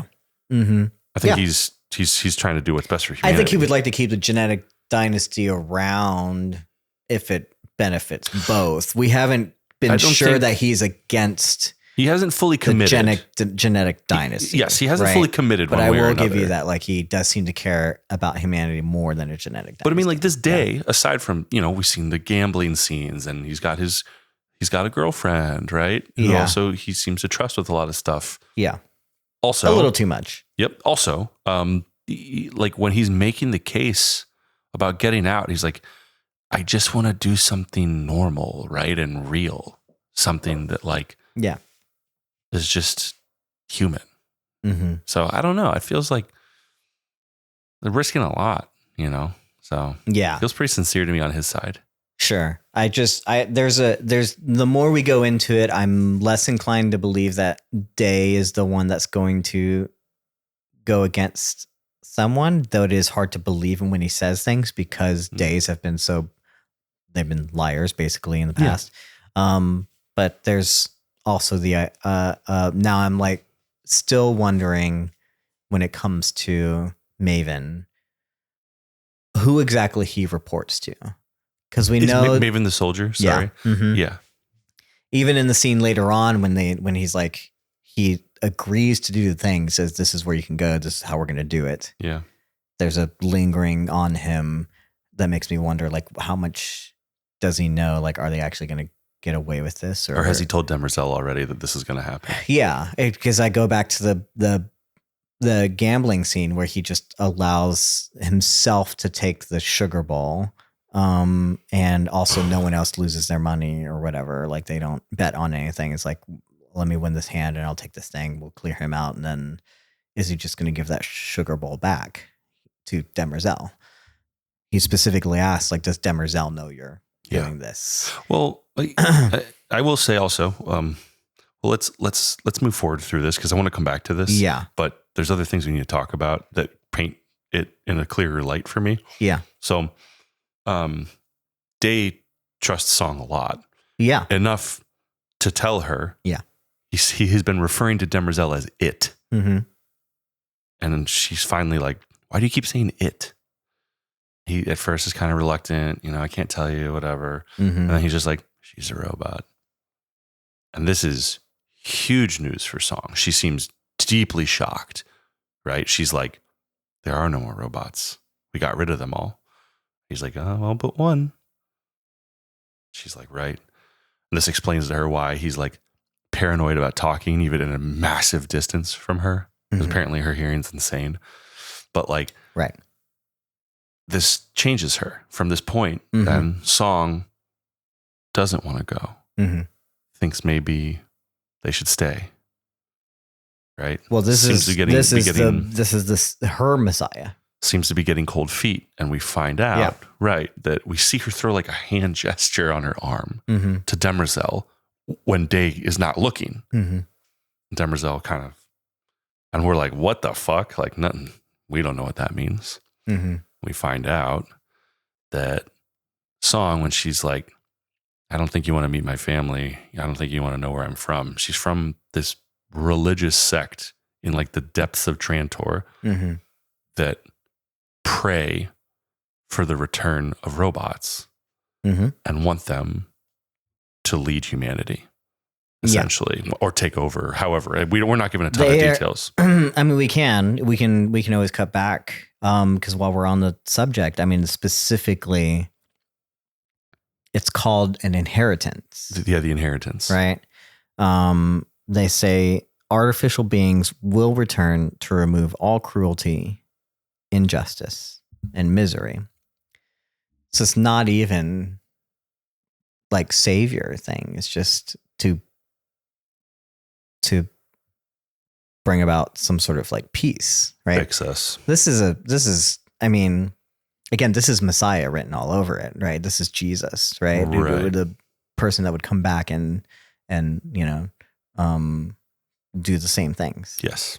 There's some sort of justice behind that, but they're essentially like removing injustice. Deeply horrifying to me as an idea, but yet also the more I thought about it, the more I'm like, well, of course, if we ever got to the point where AI was as smart as Demerzel and as realistic looking, of course, some people would worship that. Yeah. Of course. So fucked up concept to me. Just very scary. People already do.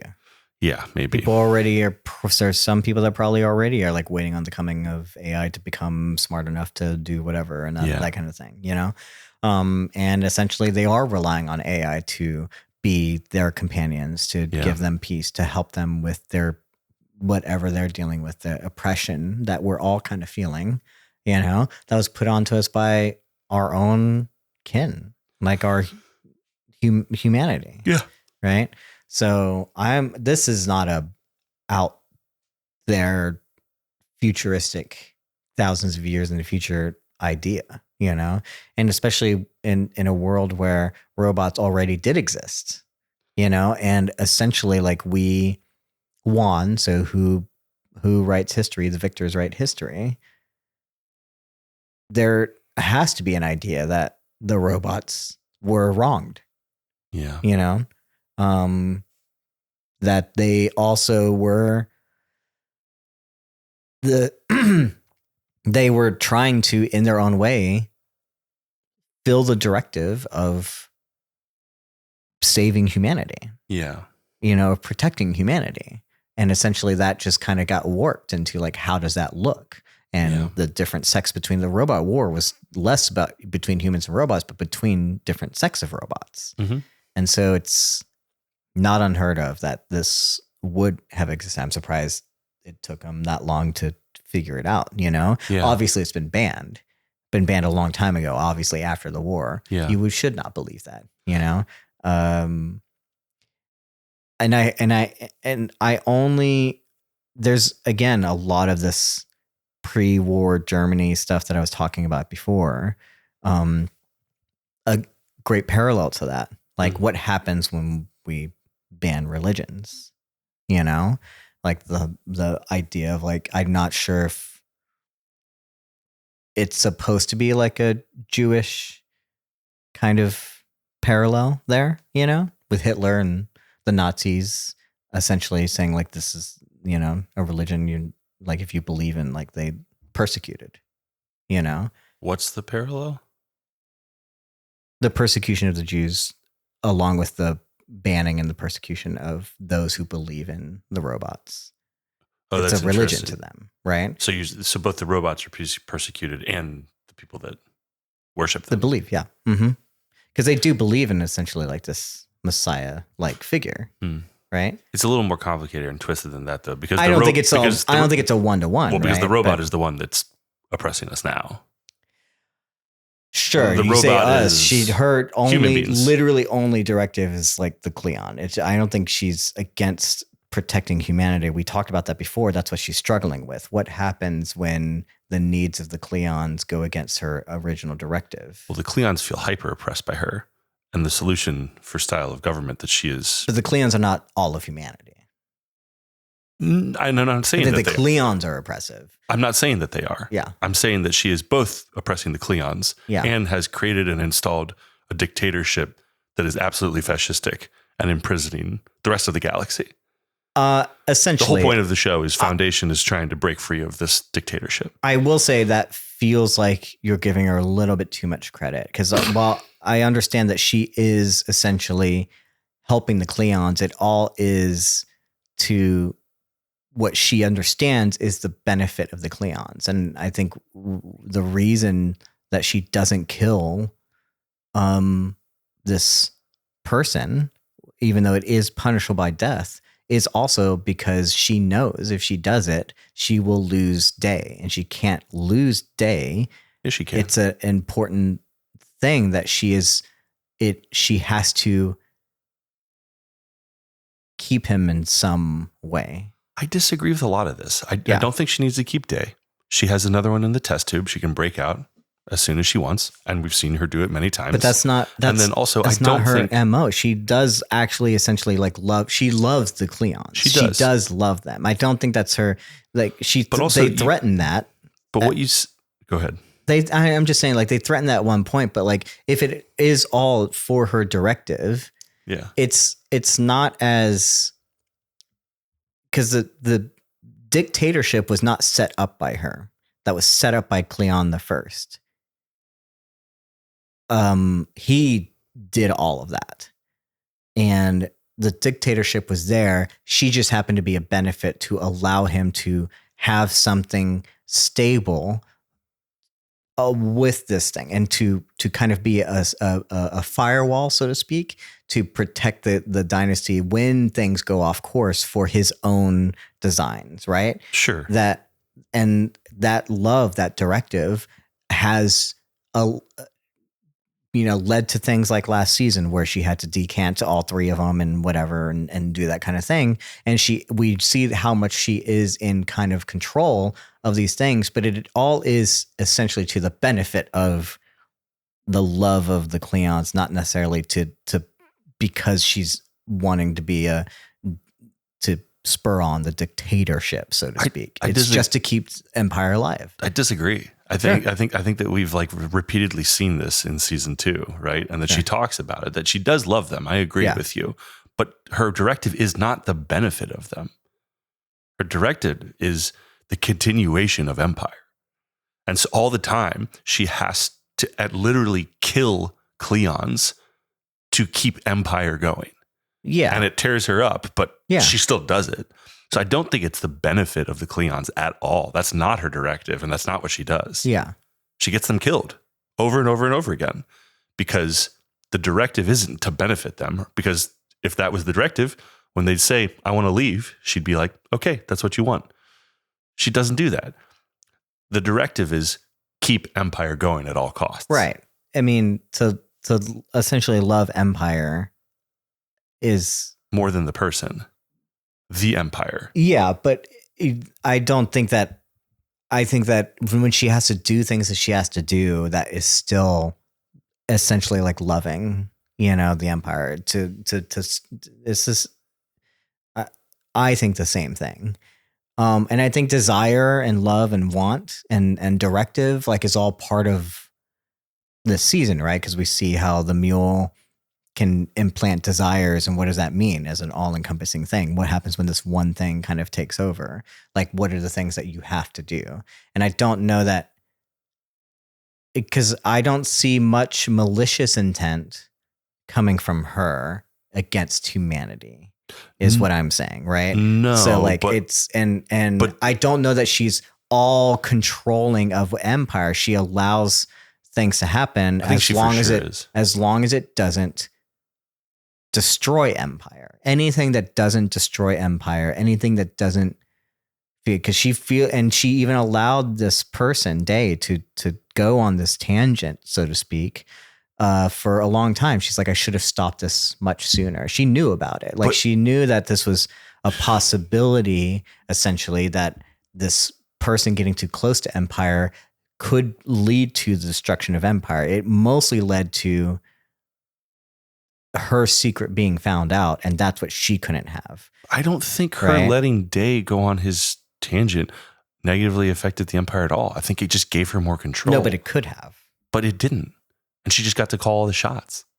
Yeah, I mean, it's like it very, very much plays into what I'm saying, that she's literally running the show. Yeah. And also, I do think you're also making this fallacy here where we're like, if you see the Empire as like a fair and just and good like government or means of ruling, not necessarily. I mean, I think very much no. Yeah. It's vindictive, it's fascistic, it's absolute. Yeah. It enslaves tons of people, it kills willy-nilly, right? So she is literally running that government. So like, I don't think you get to say like, oh, she doesn't like have ill will to people. It's like, no, she doesn't. But she is the one that is literally continuing the system that is enslaving people. Right? Yeah. I don't know that I would describe it that way or to say that she's running the government, but I'm not arguing with you in the sense that I think that what you're saying can be true. I just don't. Personally, I just don't see it that way. You think you think the Empire is a force of good in that galaxy? That's not what I said either. I just don't think that she's controlling. I wouldn't describe it as her controlling all encompassing. I don't think she's really that much in control. I think they believe that she's in control, and they've seen that they're kind of puppets to their own design. That the thing that they thought they were freely doing their own thing, but I don't know that it's. I think that the person that's controlling Empire is Empire, Cleon the First, by essentially instilling this robot and instilling the dynasty in the first place. Like, they've always been kind of puppets to that, regardless of her being there or not. Right? She's just the thing that helps keep that line. But I don't think, to your point, I don't think that any of the clones end up living out the lives that they're supposed to if Demerzel isn't there. They all would have left. Sure. Yeah.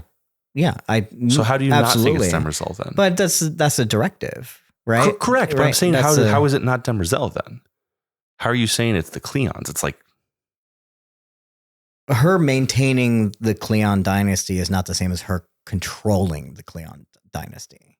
as soon as they go out of line, she kills them and gets a new one out of a test tube. Yeah, because to do the thing that she the wants job them is to like do. because if they get out of line, then there's no Cleon dynasty, and she can't have that. There's never been a time where she can have that. The Cleon dynasty has to exist for her to exist. I feel like your acknowledgement of causality here is but just I very, don't think that she's very- been in control of what the Cleon dynasty does and how they rule or any of those things. Like, I don't think that she is necessarily controlling what their actual power and how they do things has been like her thing. I don't think she's controlling the Cleon dynasty that way. I think she's literally just maintaining the line. I'm not saying that, Okay. but she's not just maintaining the line, because when they start making decisions that are suboptimal, Yeah. she corrects. Yeah, because it goes against the directive, which I think that's. I guess I don't see how Yeah. you can say going against the directive and correcting by literally at times going as far as to killing them and replacing with one that thinks the way she wants them to isn't controlling.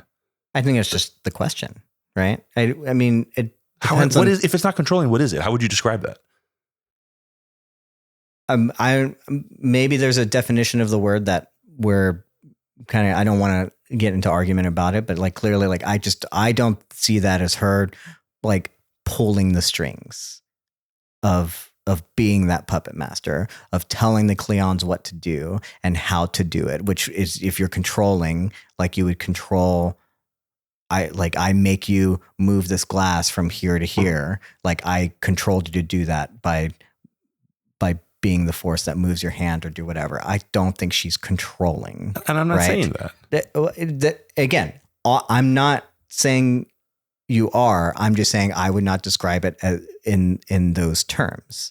And so I'm just trying to express like how I see her doing things, that literally like her only thing is like maintaining the line, and how that I just don't want to give.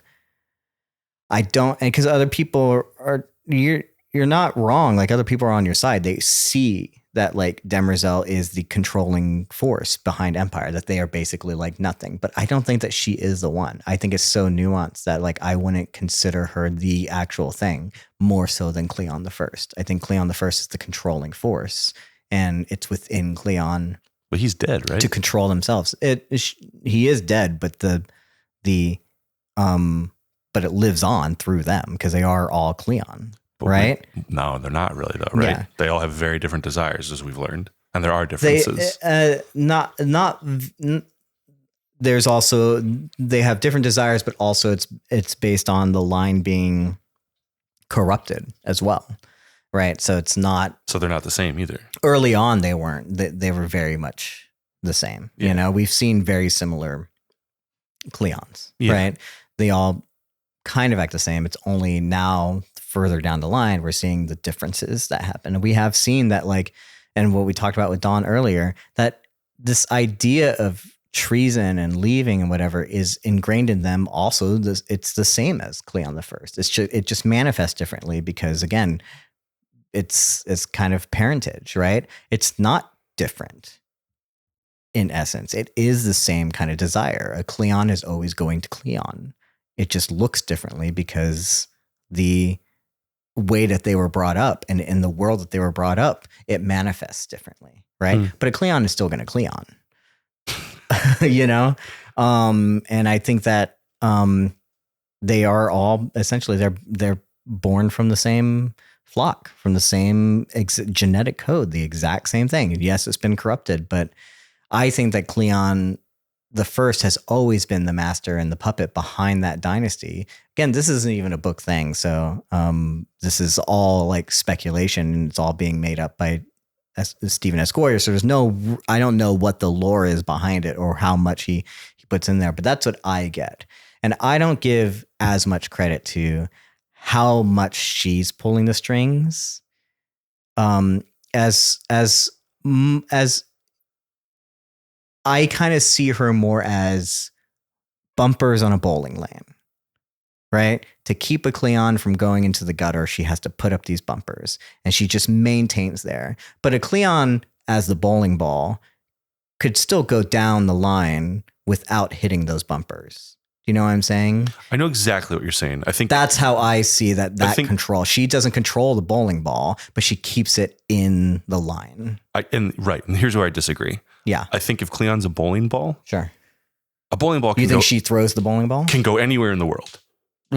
Literally anywhere. You can put it in a car. You can put it in an airplane. You can put it in a baseball field. And Demerzel puts it on the bowling alley and shoves it down every single time. Sure. So okay. I feel like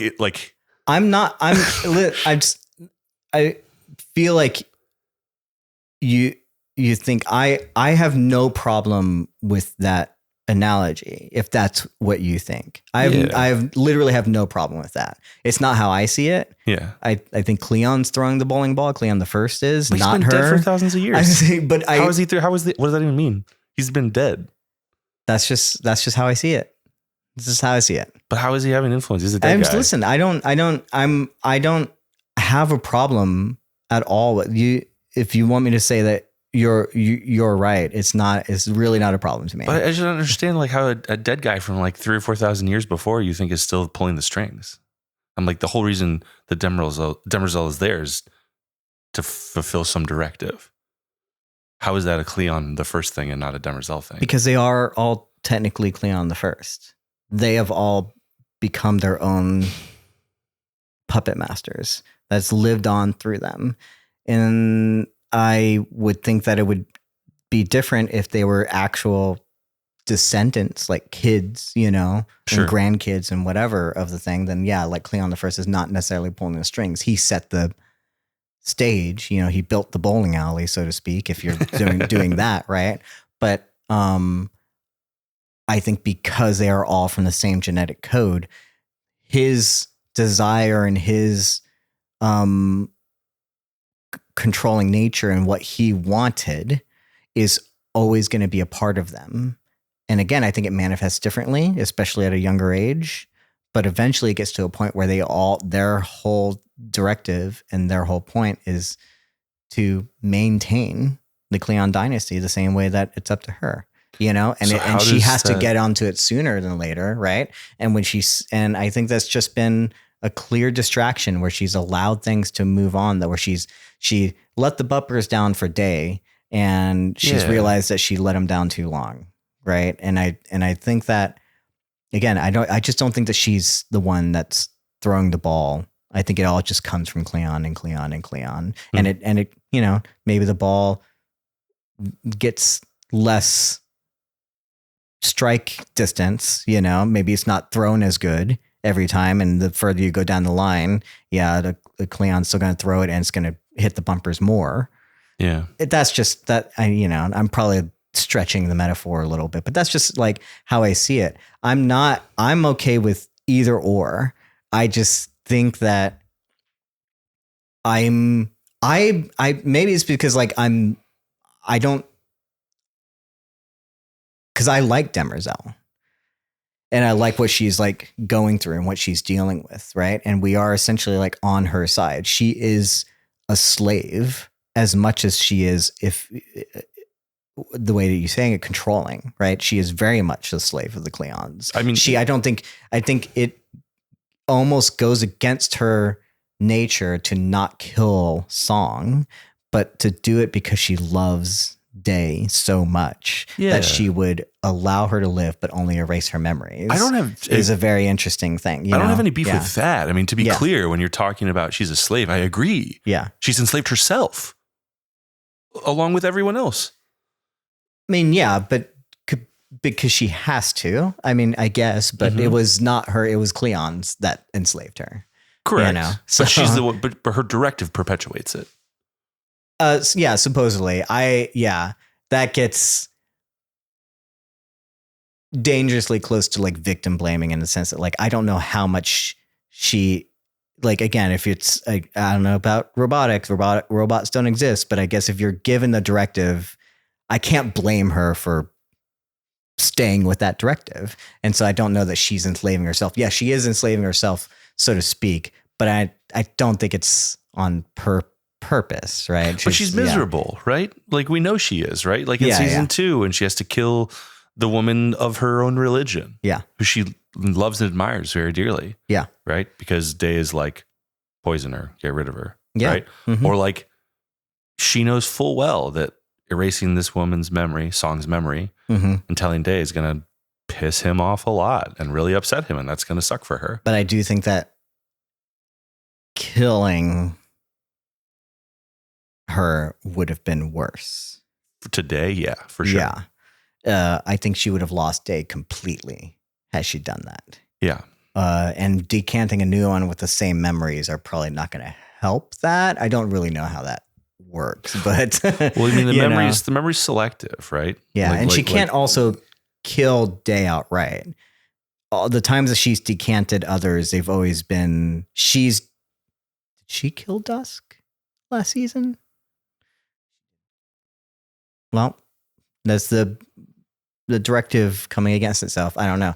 Okay, well, I don't want to victim blame, because like the point is, I think that the directive makes her miserable too. Yeah, it's torture, right? Yeah, but like if only they could all come together and understand that they're all in the same boat, right? Right. But it's like I do see her. We can move on from this, but like, it's hard for me to not see her as a causality, because even though the Cleon 1 I agree. is the initial directive and creator of the program, the archetype, the bowling alley, as it were, it falls apart in a generation or two without Demerzel.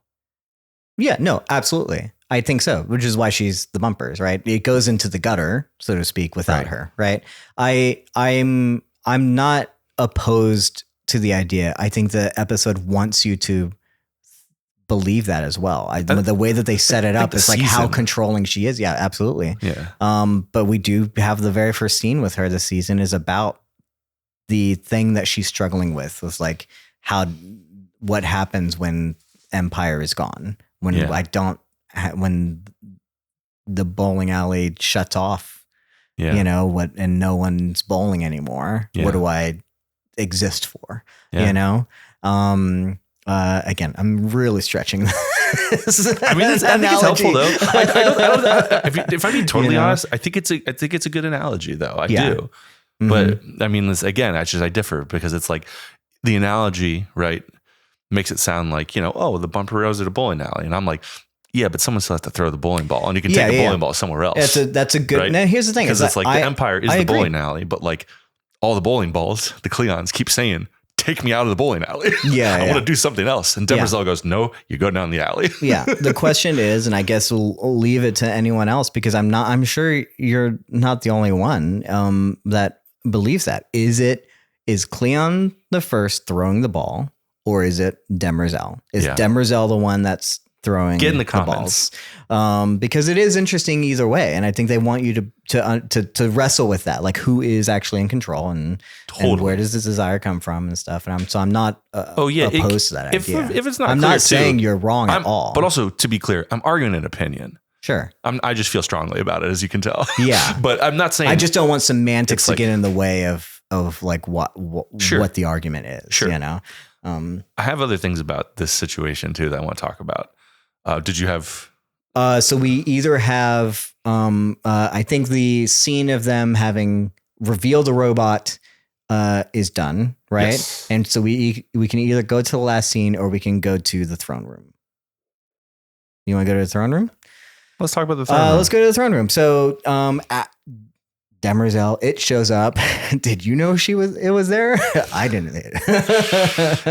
Lee Pace is so delicious with that shit. I love it so fucking much. Everything he's doing is, when he starts calling her it in front of her, it's like, oh my God, it's so condescending, but also I kind of love it. He does a little shimmy when he like walks through. He's like, nobody knows, but you do. What does he say? Like, I don't know who he is. I know what you're talking about. It's fucking great. No, it's fucking great. I love it. Sashay away, Lee Pace. Yeah, so great. And he comes into the throne room, and of course he doesn't. Oh, that's interesting. Yeah, absolutely. Who is the mule? Yeah. I just love this. It's so charming. This sigh off screen from Dusk in the captions, like Dusk sighs. It's also the turn in live delivery is so good. He's like, yeah, of course. Who's the mule? It's so good. Oh, just like it, not only is it like I don't want to have to explain this to you again. not only am I oblivious, but like, hey, idiots, just in case you forgot, I don't give a fuck about any of this anymore. Go ahead, explain it to me again. Stupid galactic bullshit. I'm trying to get high. Yeah. So they determine that they can't do the enclosure, so it doesn't go in his favor. But I think the more interesting thing is how Demerzel, again, in a way, she brings up a good point that this is another one of those hints that Empire is gone. They are dying out, right? Because she brings up, well, we could they could call an emergency council session and you could try to go down this route, but you're going to be outvoted. And the last thing we want to do essentially is to have the council go against us because the council is looking for any reason to, I guess, get rid of the genetic dynasty. Or not take, at the very least, not take us seriously. Yeah. And I think that's, it's interesting that, from what we know, a pirate warlord, doing strange things that everyone's a little bit worried about, but I guess no one really gives a shit about. But I thought about this. The more scary thing to them right now is the council. Yeah. I thought about this, right? Yeah. And it's like, so one, they don't really understand that the mule has powers or this wild ambition. Yeah. But two, I think the bigger thing is that this galaxy is fucking enormous. Yeah. And one planet that wasn't part of the Empire already anyways, truly doesn't mean dick to them. It really isn't that big of a deal yet, right? If it were, and if it's like a Vegas like planet too, who cares about the place where everyone's doing sin, quote unquote. Sorry, I'm not being, but in a sense, it's like they were doing bad things. It's a playground anyway, planet. It's a playground planet, and it wasn't part of the Empire anyways. So when some pirate is just like, it's mine now, it's like, why do we need to care, right? And Dawn, obviously, having talked to Gale, is like, well, I know it's the mule and he's actually really dangerous. And there's this crisis event that's supposed to be coming up according to psychohistory. So I need to take this a lot more seriously. But of course, you can't fucking say that. Mm-hmm. I've been talking to Gale Dorning, who, by the way, we've thought has been dead for 300 years. She's actually very alive. And we've been pals for the last couple of years. And she tells me that the mule is actually very dangerous. He can't say that. So, yeah. And they wouldn't believe him anyway. Right. I really highly doubt it that they would even take there. They'd be like, well, that's stupid. First of all, this is it's, even if we believed you were talking with Gale, that the mule's going to be a problem. He's not. But more so it becomes, as usual, there's just too much red tape. Yeah. And both Dusk and Day are we just can't do it. There's just no precedent for it, which is really strange how much power they've given the council. Yeah. In this sense. Yeah. That this has been something that's been happening. I don't know if it's through the conciliators' doings, or I don't know if it was some Cleons before, but this was never a thing that Empire ever had to deal with. I find it very, very interesting that the council has so much power over the Cleons right now that they were almost preparing for the end of their dynasty. I have a feeling it also has something to do with how absentee Day has been. Yeah. This current day, right? But I agree. I don't know. Dusk is very clearly hey, there's just no reason to. Yeah. We could, but why? It's not, we can't get the approval for this. It's a call on the entire Navy or whatever. Clearly they're living in a time where they don't have spacers. They have to use jump gates. It probably takes a lot of resources. Obviously they have to get the council is not just the council. They are representatives of their planet. So if they're going to call their armies to war, which they haven't done in supposedly 100 years, long probably, time. They need to ask some sort of permission. They can't be dictators about it, I guess. But I find that interesting. Again, there's these subtle hints that Empire has been dying and is dying and is not considered as serious. They don't have the power that they once had. Yeah. They don't wield the fear of the galaxy that they had 300 or some odd years ago. Yeah. That we've come to know them as, Mhm. to the point where their way of life is made fun of. You know, that people have no problem saying things straight to their face. You know, that without repercussions, that the council can are really the ones that are in control. Super interesting stuff. You know. Going on there. So, yeah. So Dawn makes the case, gets shut down. Yeah. Politely so. Sure. Day's kind of like, I mean, he does get one thing. He gets to get surveillance out there. Yep. We answered the question. There's no cameras out there, but they're going to get some cameras out there, some security cams. Yeah, I have a feeling it might be a little too late. I wrote down on one of the the caption for our why did no one notice this black hole thing? I was like, well, I think Karen from next door would have noticed. So, we're setting up a neighborhood watch, essentially. No doubt. Yeah, no one has the Citizen app out there. Yeah. But we'll get it. Yeah. Get the HOA involved. They'll be on it, dude. You tell them about Cowgan and what's going on there. Like, we'll gotta get some eyes. There'll be weekly meetings every Tuesday. That's right. But then there's like a literal lull in the political talk, and Lee Pace also does this brilliant kind of line delivery where he's just like, "Oh, did I miss your robing ceremony?" Mm-hmm. And it's like literally like watching like alcoholic dad be like, "Oh, did I miss the big baseball game?" kind of moment. I was like, "Oh, yeah." It's like it's kind of cool because as much as he's like, "Fuck my responsibility," there was like genuine like, oh, little man's becoming an adult and I wasn't there for him. And then there's this like very real brotherly moment between the three of them that, as far as I can remember, it's the only time I've seen the Day, Dusk, Dawn enjoy each other as brothers. I don't think it's the only time, but it's definitely a very important time. A lot of the other times though, the context is like, I'm teaching you something you need to know, right? Sure. It's like other times it's like, it's a little condescending, or it's a little like, there's decorum you don't understand about yet, or there's this thing you don't know about yet because you're too young, or like, oh, it's my time now and you need to, right? It's like the relationship never seems like fully pleasant. There's always this like educational air. Mm-hmm.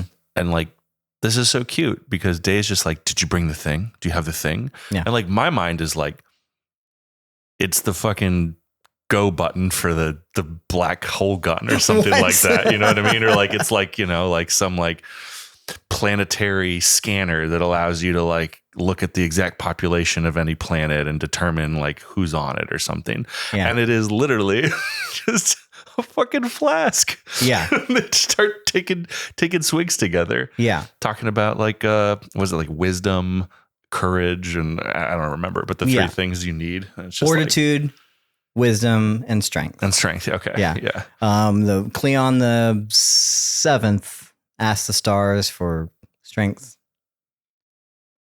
wisdom, and fortitude. Yeah. And I just love the scene. Yeah. I love the scene so much. I love when they sit down. I'm like, oh, what a cool shot. And then they do the hand on the chin all at the same time. I was like, that must have been so great to get like on the day, you know, like just such a applause worthy moment, you know, cause like it is a reminder. I think even just the way he sat down, even before that happened, I was like, man, yeah, they are all the same person, aren't they? And then they do that. And I'm like, so crazy. And yeah, you get this like sibling scene that just kind of comes out of nowhere. And at first I was not sure how I felt about it, but at the end of the day, I was like, no, I love this. This is great. It reminded me of every like sibling scene we get in Succession, you know, when they finally like sit on the boat or do whatever, where they can just be without anything else, no outside forces, and just be with each other and talk about the trauma that they've dealt with together and all that kind of stuff. Cause they're the only ones that understand as siblings. Do you have siblings? I do. Yeah, like there's no one else. I'm not very close with my siblings, but there's literally no one who will understand childhood that like we had. I will say I have never once thought of a parallel between Succession and this show. This is but the fucked up family stuff is for sure like a pretty good when analog. because those were like the best moments. Was when those siblings finally got together and actually talked to each other. Yeah. So especially those three, Connor was always left out. Right. So, that's what it reminded me of. And I really love this idea to like, not only remind us of, like who they were, and that kind of give us a little bit of like why the Cleon dynasty has lived so long. Cause they weren't always like kind of against each other, right? That this group of three also at some point they are all the same person, and they all have like this thing ingrained in them that they do love each other like as siblings, and that they have had times where they weren't at odds. Yeah. They've ostensibly had a lot of really good weeks. Yeah. I think it's kind of dangerous because we see that like Dawn is thinking of committing treason. Day is also thinking of leaving, but then like also here they are together. And it could, put a span in the gears of those ideas probably for them, or maybe not, or maybe this is the last time we're going to get to see them. I for sure think it's the last time we see them together happy like this. Yeah, for sure. Do we think this is a foreshadowing of the last time we're going to see the Empire at all? This is almost making me believe that this is the last season we're going to have Empire. Maybe. Altogether. I don't know where would they go from here, but there's a clear finality to this scene and like who they are, and reminded us. I loved it. I love the scene. It like lingers and pans out. Yeah. Too, in a way where I'm like, it seemed like a goodbye almost. I wouldn't be surprised if they shot this last, it's for all sure. There's like something going on here. And we'll talk a little bit more about, I think, Day when we get to the final scene. But yeah, this is, I think it's, it's going to hurt when they as much as we love to hate Empire. Yeah. These are people, as you said, that are being controlled and enslaved to who they are, realizing what they are, but just want to stay alive, and they kind of embrace life, and no one else is going to understand it but them. And here they are. It's like, I kind of like feel for them. For sure. I definitely feel that you don't you don't get that much, in your own life, right? Like these moments are kind of rare. Yeah. I think, for Day to understand, like, man, I screwed up, I'm sorry, but let's fix it, Yeah. And so, I brought a surprise. Oh. I've already given you yours. Mm-hmm. So we have our own flasks, and we shall drink to the same way as Day, Dusk, and Dawn, to strength, to wisdom,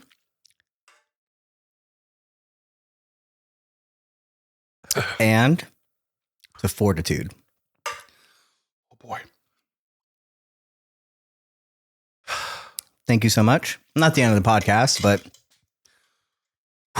if this is the last time we see them together, them happy, Day, Dawn, and Dusk, what a great scene. What a great little small moment. I think it's not huge. We needed it, though. It's not, We needed to see them being brothers enjoying themselves. They've been, for the last couple of seasons, they've been so miserable, at odds with each other, and like trying to figure out their own destiny in a way that's like, feels like prison. Like they're in prison. Yeah. And it's like, it was good to be like, cool. Yeah. They still have a way to enjoy each other. Maybe not permanently, but at least a little bit. Absolutely. I loved it. Yeah. So we get to the final scene. Day leaves this great moment, and reality sets in when Demerzel's there, and he finds out, as we talked about, that Song is gone. Not dead, but gone. It seems like I thought she was dead at first. We do have a very small, here's the bigger argument. I know we argued about a huge thing. I mean, I like to argue. If I don't mean to push it on you. I'm just saying there are bigger fish to fry, Morgan. And I'm trying to bring it up right now. You might be if right. You would let me. Is it giraffe or giraffe? I got to say, I thought I knew before this. And they make a strong case. It's such a good little like, hey, just a reminder, this world is very, very, very much not of the same time as you. People have forgotten how to say giraffe or giraffe. I would totally like hate this if it wasn't for the fact that they used a letter that is actually argued about. Yeah. Is it GIF or is it GIF? I think it's GIF. I say GIF. It's called graphics interface. Anyway, it stands for graphic. Yeah. I'm GIF. with you. But apparently the creator of GIF called it GIF. I don't fucking know. But it is giraffe. I'm sorry. We can move on. We don't need to. Tell me the merits of why it should be giraffe versus graph. It's graph now. Clearly, because Lee Pace said Obviously. It's graph. No, he nailed it. we all agree. There's new canon. Yeah. Sorry. Yeah. I don't know what you thought before. Yeah. So he finds out Song memories are erased, and he's understandably upset. Yeah. And she's gone back to whatever the zone is that her religious cult or sect. I shouldn't say cult, but the religious sect is from. Yeah. I think no matter what happened, no matter what we said, like why, right? Even though we said this is possibly the better thing for Demerzel to have done, it's still awful. It's still kind of stupid. I think that there's nothing worse than taking toys away from Empire. Yeah. And I'm not calling Song a toy. I'm just saying as a metaphor, right? Taking a thing that he wants. And also, I'm still we haven't confirmed or denied yet, but it's still quite possible. I know to me, it's less possible in this episode, but still quite possible that my theory that she's pregnant is possibly correct. I got and stuff that's to say even about this. more important if she took that away from him. I got stuff to say about this. But we don't know. But so I was really not with you last week on this one. Yeah. Not like because I thought it was wrong, but because I so didn't notice.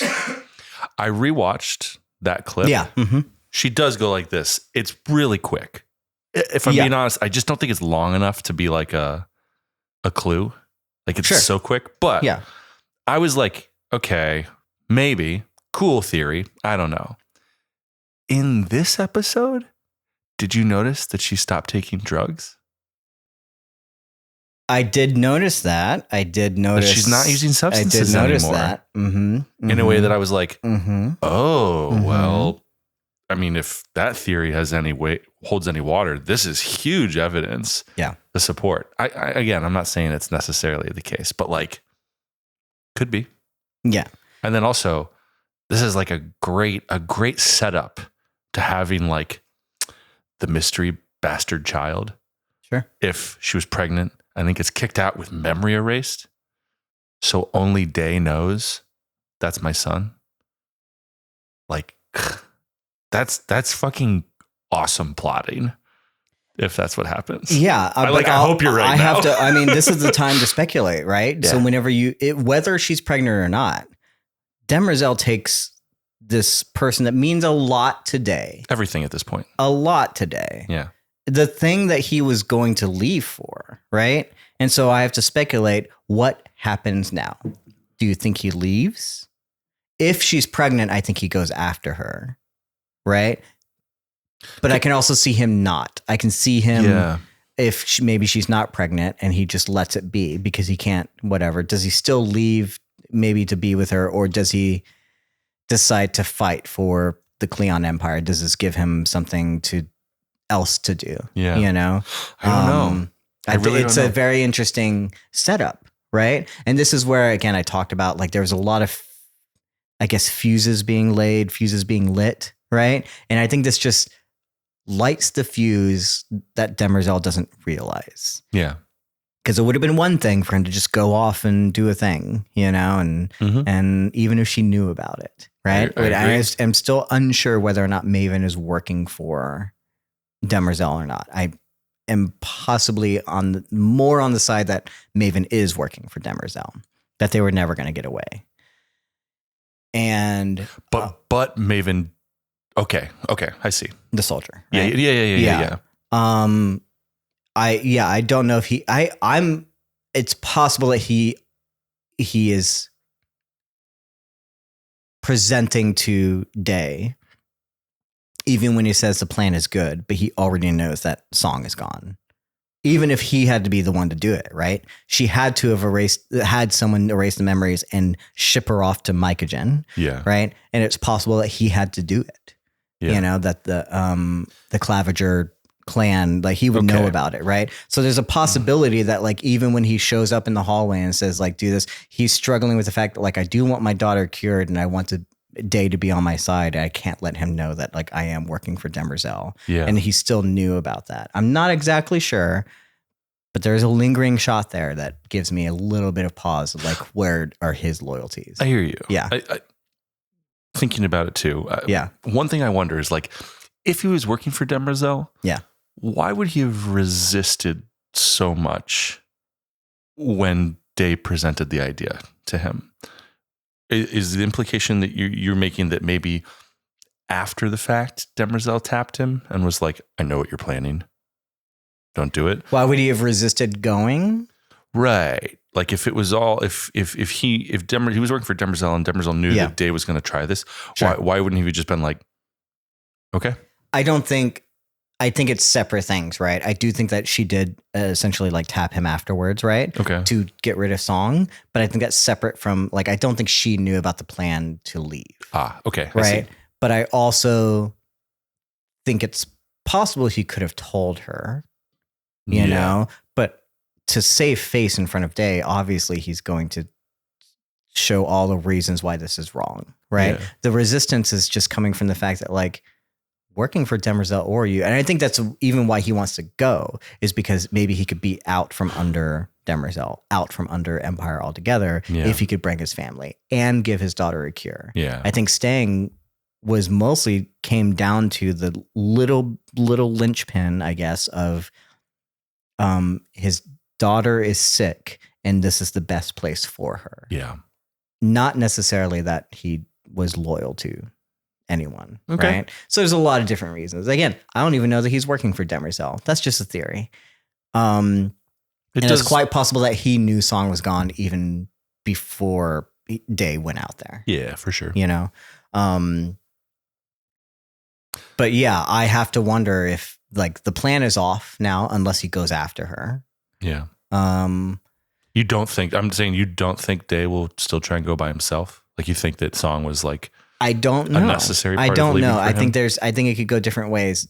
The only problem I have, this might be coming from the fact that like I have seen trailers of Day in armor and fighting. Oh, wow. And I have to assume that has something to do with war and that he goes to that. And it has nothing to do with going after Song and Mycogen. So something here gets lit in him to fight against or for Empire, or to this becomes a thing that gives him new motivation for sure. Okay. Right. But I also think that like, if the idea that he was wanting to leave, if the idea that he wanted to get out of the genetic dynasty, that this was something that he felt like was dying anyway, that this is also lighting the fuse for him to go at some point. But he's also now burning it all to the ground, right? Because when you take something away from Day, he's not going to go quietly. now. I think before, Day would have been just fine to like, you know what, let them do their thing. I'm going to leave. They'll never know. Now he's mad. Now he's very angry. And especially at a robot that he doesn't even see as like human or has a heart or anything. And I do not think that he's going to go quietly. So that's my speculation. And so I don't know that he goes straight after her. He's in get even mode, I think. But yeah. Even if he does fight kind of for his brothers or kind of for Empire, I don't think it's to the benefit of the dynasty. Yeah. It's just whether, I don't know. So that's all my speculation from the final scene, I guess, and where we're going to go from there. I have 3 things. Sure. They're all about Demerzel. Sorry. Sure. You can tell More Demerzel. You can tell I'm preoccupied and a bit fixated on her. Some of it is about this scene. Some of it is more general.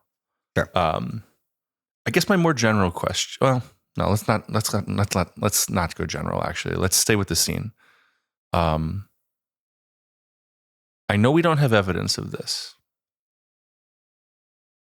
but did it occur to you maybe that Demerzel was lying, and that maybe she didn't erase Song's memory? Do you think she killed her? No, or that she just left her memories intact? Because if I were an AI superbot intent on dominating and completing whatever my task was, and I knew that I had immediate access to the sect that wanted me to take power and be in control, maybe I'd want them to know that the robots weren't all gone. I really like that theory. I think that's a very good one. I can understand that, especially with how we set her up, like that there's a possibility that robots are going to go on after this, that she might possibly be able to bring back, that she could embrace the Messiah side. The fact that it does go against her directive and everything does lead me to believe that she stays with that directive, like no matter what. No. Permutation. No. The bowling alley is becoming hard to manage. Dilapidated. She's got this group of zealots. The screens are old. That want her to do exactly what the directive says she wants to do. The pins don't stand up anymore. Basically just gets a whole new staff to help her manage this bowling alley. The carpet is fucking dude. Ratty because people. The jukebox sucks. The nacho cheese has been seeping in. The beer list is from 1997. How much farther can I push this metaphor? But I mean, like, I think there's a world where she could absolutely try and recruit the inheritance. I don't know if she can choose because it is. It very much seems like it is for the benefit of the dynasty and benefit to loving Day that she needed to get rid of her, but that doesn't mean she had to erase her memories. You're right. I'm not saying it's happened, but I'm just saying it's a very intriguing theory because I do wonder if that's. And and again, if the pregnancy is a thing, I also have always had to wonder if she knew that Song was pregnant. Okay, but come on, no, because the way that she says it, the way that she says, I did it for you, and she feels heartbroken about it. And she feels like she knows maybe that Song is pregnant, and she knows that she had to give because that's the heir. And then she's like, and I need you to know that like it was for you, but she's not saying specifically why. Correct, because she needs Day to stay and rule, but she's actually finding a way to get him what he wants. Correct. I like it. I'm okay with that. I'm good with that. Could be. I won't argue with you, Morgan, on that one. I want you to. You're wrong, Morgan. Just tell me why, though. That was one thing. You said you had 3 things. Yeah. So watching this scene, it occurred to me for the first time. And maybe everyone else is already there. Sure. Or maybe this is a thing, right? Because watching Day get frustrated with Demerzel and thinking about like just the scope and power of this universe. And obviously, I'm very skeptical of Demerzel's intentions, and also just I find her to be dangerous, responsible. Like, even though, yes, it's her directive. I think she's hot. I'm not gonna argue with you on that one. Sorry. Go on. But I think they're setting us up for something obvious now that I'm saying it out loud, but I never realized it until now, that there is one person that will likely be completely immune to the mule, and it's the robot. Fuck. Right? The mind control shit, I don't think works on an AI. This is definitely something that we should have noticed like much sooner. Because we've been making those fucking parallels. Yeah. But also it's probably in the books. So, because Demerzel exists, I will say, from what I know, it's directive. From what I know, Demerzel is in the books, but Demerzel is a man, or a male. It's a robot, so it's not neither here nor there, not gendered. Wow. Right? So hot take. Yeah. But I have to wonder. I don't want spoilers. Please don't spoil this. But that is honestly, I'm surprised we haven't like caught on to that sooner. I know. I was like, because I'm like, oh yeah, because because the person that runs, I'm more interested in how humanity goes against the mule, but absolutely Demerzel, and especially if the genetic dynasty. If this is the last season, we get the genetic dynasty, but Demerzel still goes on, and humanity is the extinction of humanity is like on the fucking horizon, and her directive is protect humanity. Yeah, you're right. But I still have to wonder if she's like the third crisis and how that plays into it. So it's both good and bad, right? Or both like leads to or not. And again, the mule has nothing to do with the third crisis, as far as what I've understood from people who have read the books and have confirmed to me. Is like, this is just like a red herring. That he is literally like not part of the math. And we have seen this in the show. I just never pick up on these things, right? The mule is not part of the math. That's why Harry and Gale are scared of him, right?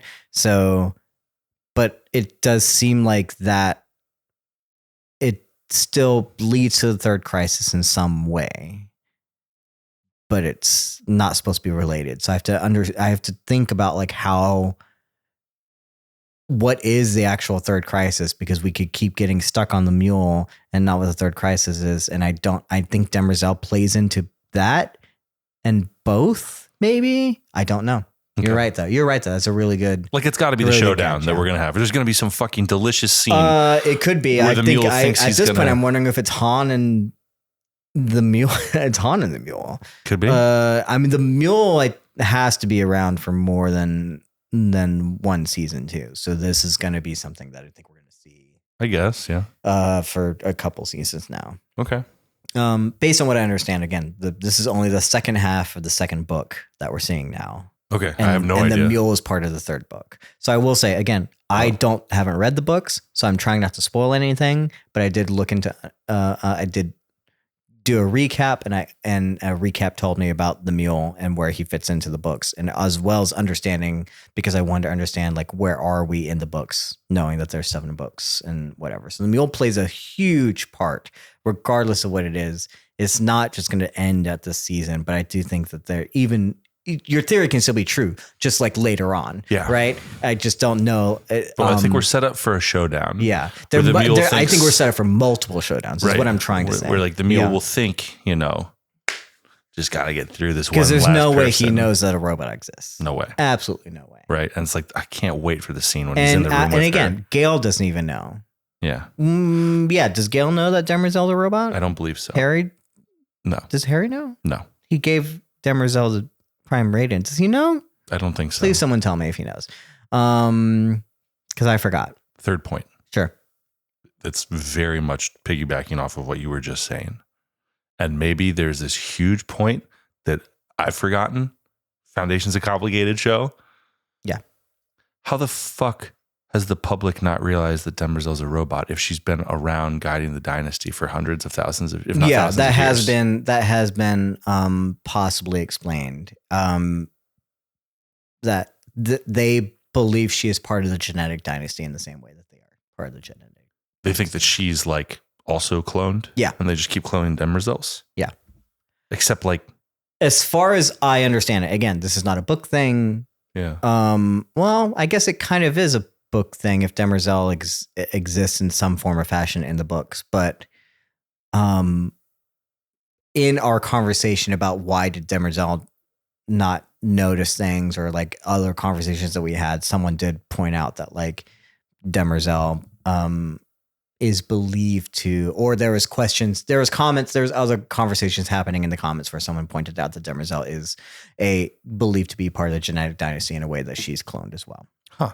That makes sense. I'm just kind of like, but the details, man. I'm like, I don't remember that specifically being said, and it is definitely something that people would question, but I think it's not questionable whenever she is really only ever seen with the genetic dynasty. Yeah. So it's clearly can't be a robot, right? Okay. And it clearly, this is a surprise to this one person, you know? So to Song, nobody right? knows. I agree, but I was just so it's kind of definitely something where, and I get, and especially for the people who work very closely with Demerzel, like the soldiers or whatever, right? Yeah. They would have to assume that it's cloning. That's kind of what I mean in that sense of like but there's no that said, there's no tubes. That said, with there are backup people Demerzels. that work the cloning exactly thing. There's the memory and bank. They would people. have to know. She would have to be erasing memories. Then. That's what I mean. There's no the memory bank for all the Cleons, the tubes that they keep with the Cleons, right? I mean, we see that like again, her main, even in getting rid of Song, she says it's for him. And she says it's because of this thing. It's more so the fact that someone found out. Yeah. And so we have to assume that we don't leave people alive. So she doesn't when age. They find out. Yeah. It's a good question. Could be a suspension of disbelief thing. Yeah. It's one of those things where the more you know, conspiracies. This is also why it's like, how do people believe in conspiracy theories? Because like, how do you keep this a secret for so fucking long, right? Especially if like multiple hundreds of people have to know this thing. So we'd have to believe that literally what Day says, that only 3 people know that she's a robot. Right. And even then, it was unclear to me in the first season if they actually knew. Yeah. And how much they knew that she was a robot. Agreed. If that was only a second season thing. I'm not exactly sure how much we remember about that. So now they know. At least the Cleons know. But before, no one. Previously, maybe. Maybe no one knew. I'm not sure either. I'm not sure. So yeah, and that is one of her directives, is to no one can know. So however that happens, that's how people believe it. Yeah. You know, also she typically works in the shadows or whatever. So most people would never like I guess they would see her like somewhere around. And I guess some journalists out there is like, there's this person in the background all the time. She's like every photo, you know? right? But like always standing by Empire's side. Yeah, but who knows? Who knows? She looks exactly the same in every photo. Yeah, but who knows? They have to assume if cloning's real that she's just a clone, probably. Yeah. And there's also like pomp and circumstance, right? It's like with Day, Dusk, Dawn, there's like here's your robing ceremony and then the incinerator when you're done. Whereas like none of that exists for Demerzel. So far as anyone knows, but they're not. Right. Not everyone's around for the ascension. It's just the Cleons. But like all the Cleons still age. Demerzel looks identical every day. Hey man, women are beautiful. That's the take. They're really good at. They got makeup and stuff. Like women don't age. Space Botox. What are you talking about? I've seen women look the exact same age, decades apart. Listen, hey, it's not just women, right? Listen, we've all seen. What do you got? What do you got against aging, huh, Morgan? Nothing. But I mean, look, we've all seen Paul Rudd. Been 42 for 55 years. Even Nicolas Cage is a fucking vampire. Like, what are you fucking talking about, dude? I don't know what the problem is. There's no problem. Maybe she doesn't fucking age. Yeah. To them. I don't know. Maybe they decant her every 5 years to the rest of the world. I don't know. But good question. Good questions. What do you think? Does she age? well, obviously she doesn't age.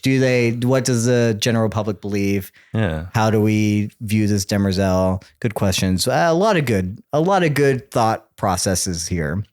We've talked again for over 2.5 hours. Almost 3 hours.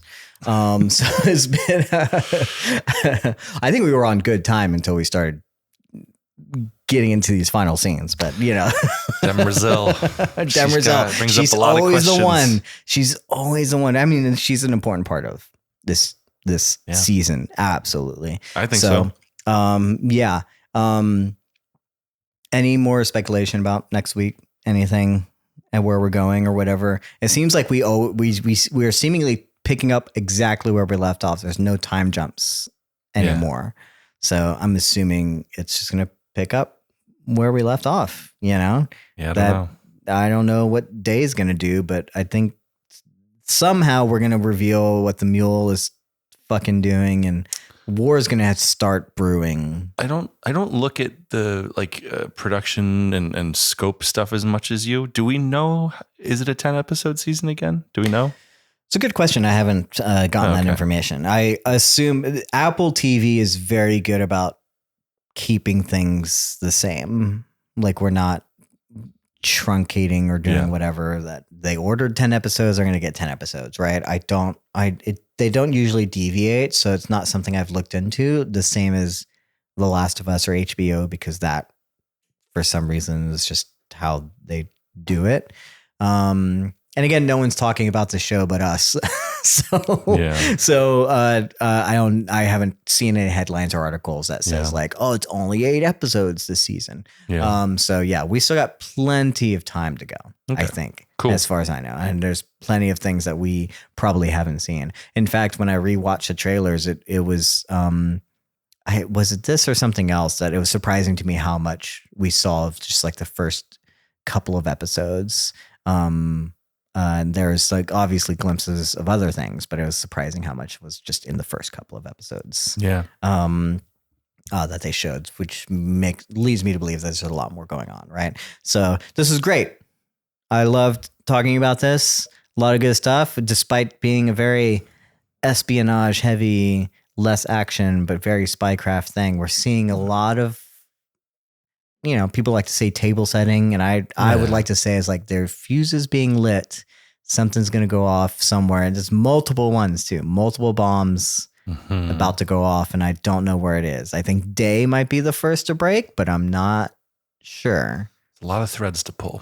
I am very interested to see what Han's deal is. Yeah. And how important he is, because he is a very cool character. And I hope to see the Mallows get more involved, because at the end of the day, my whole thing has always been we can deal with clones and robots and metallics or whatever. I'm always interested in the most human characters, right? The ones that have nothing, no powers or no nothing, right?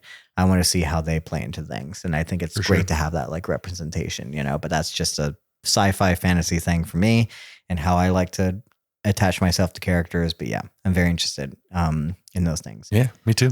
If you have any corrections, any questions, any problems, anything that you'd like to, in terms of what we've talked about, anything at all, comment on Spotify, comment on TikTok, comment on YouTube, anywhere you get this podcast. You can email us at codependentcontent@gmail.com, all of those things. But at the end of the day, this is great. I loved it. Had a lot of fun. Hey, listen, to strength, fortitude, and wisdom. I know you don't have any. Do you want a little more? Yeah, I'll take a splash. There we go. Yeah. Strength, fortitude, and wisdom. See you on the next one. Bye. Thank you for listening to Codependent Content.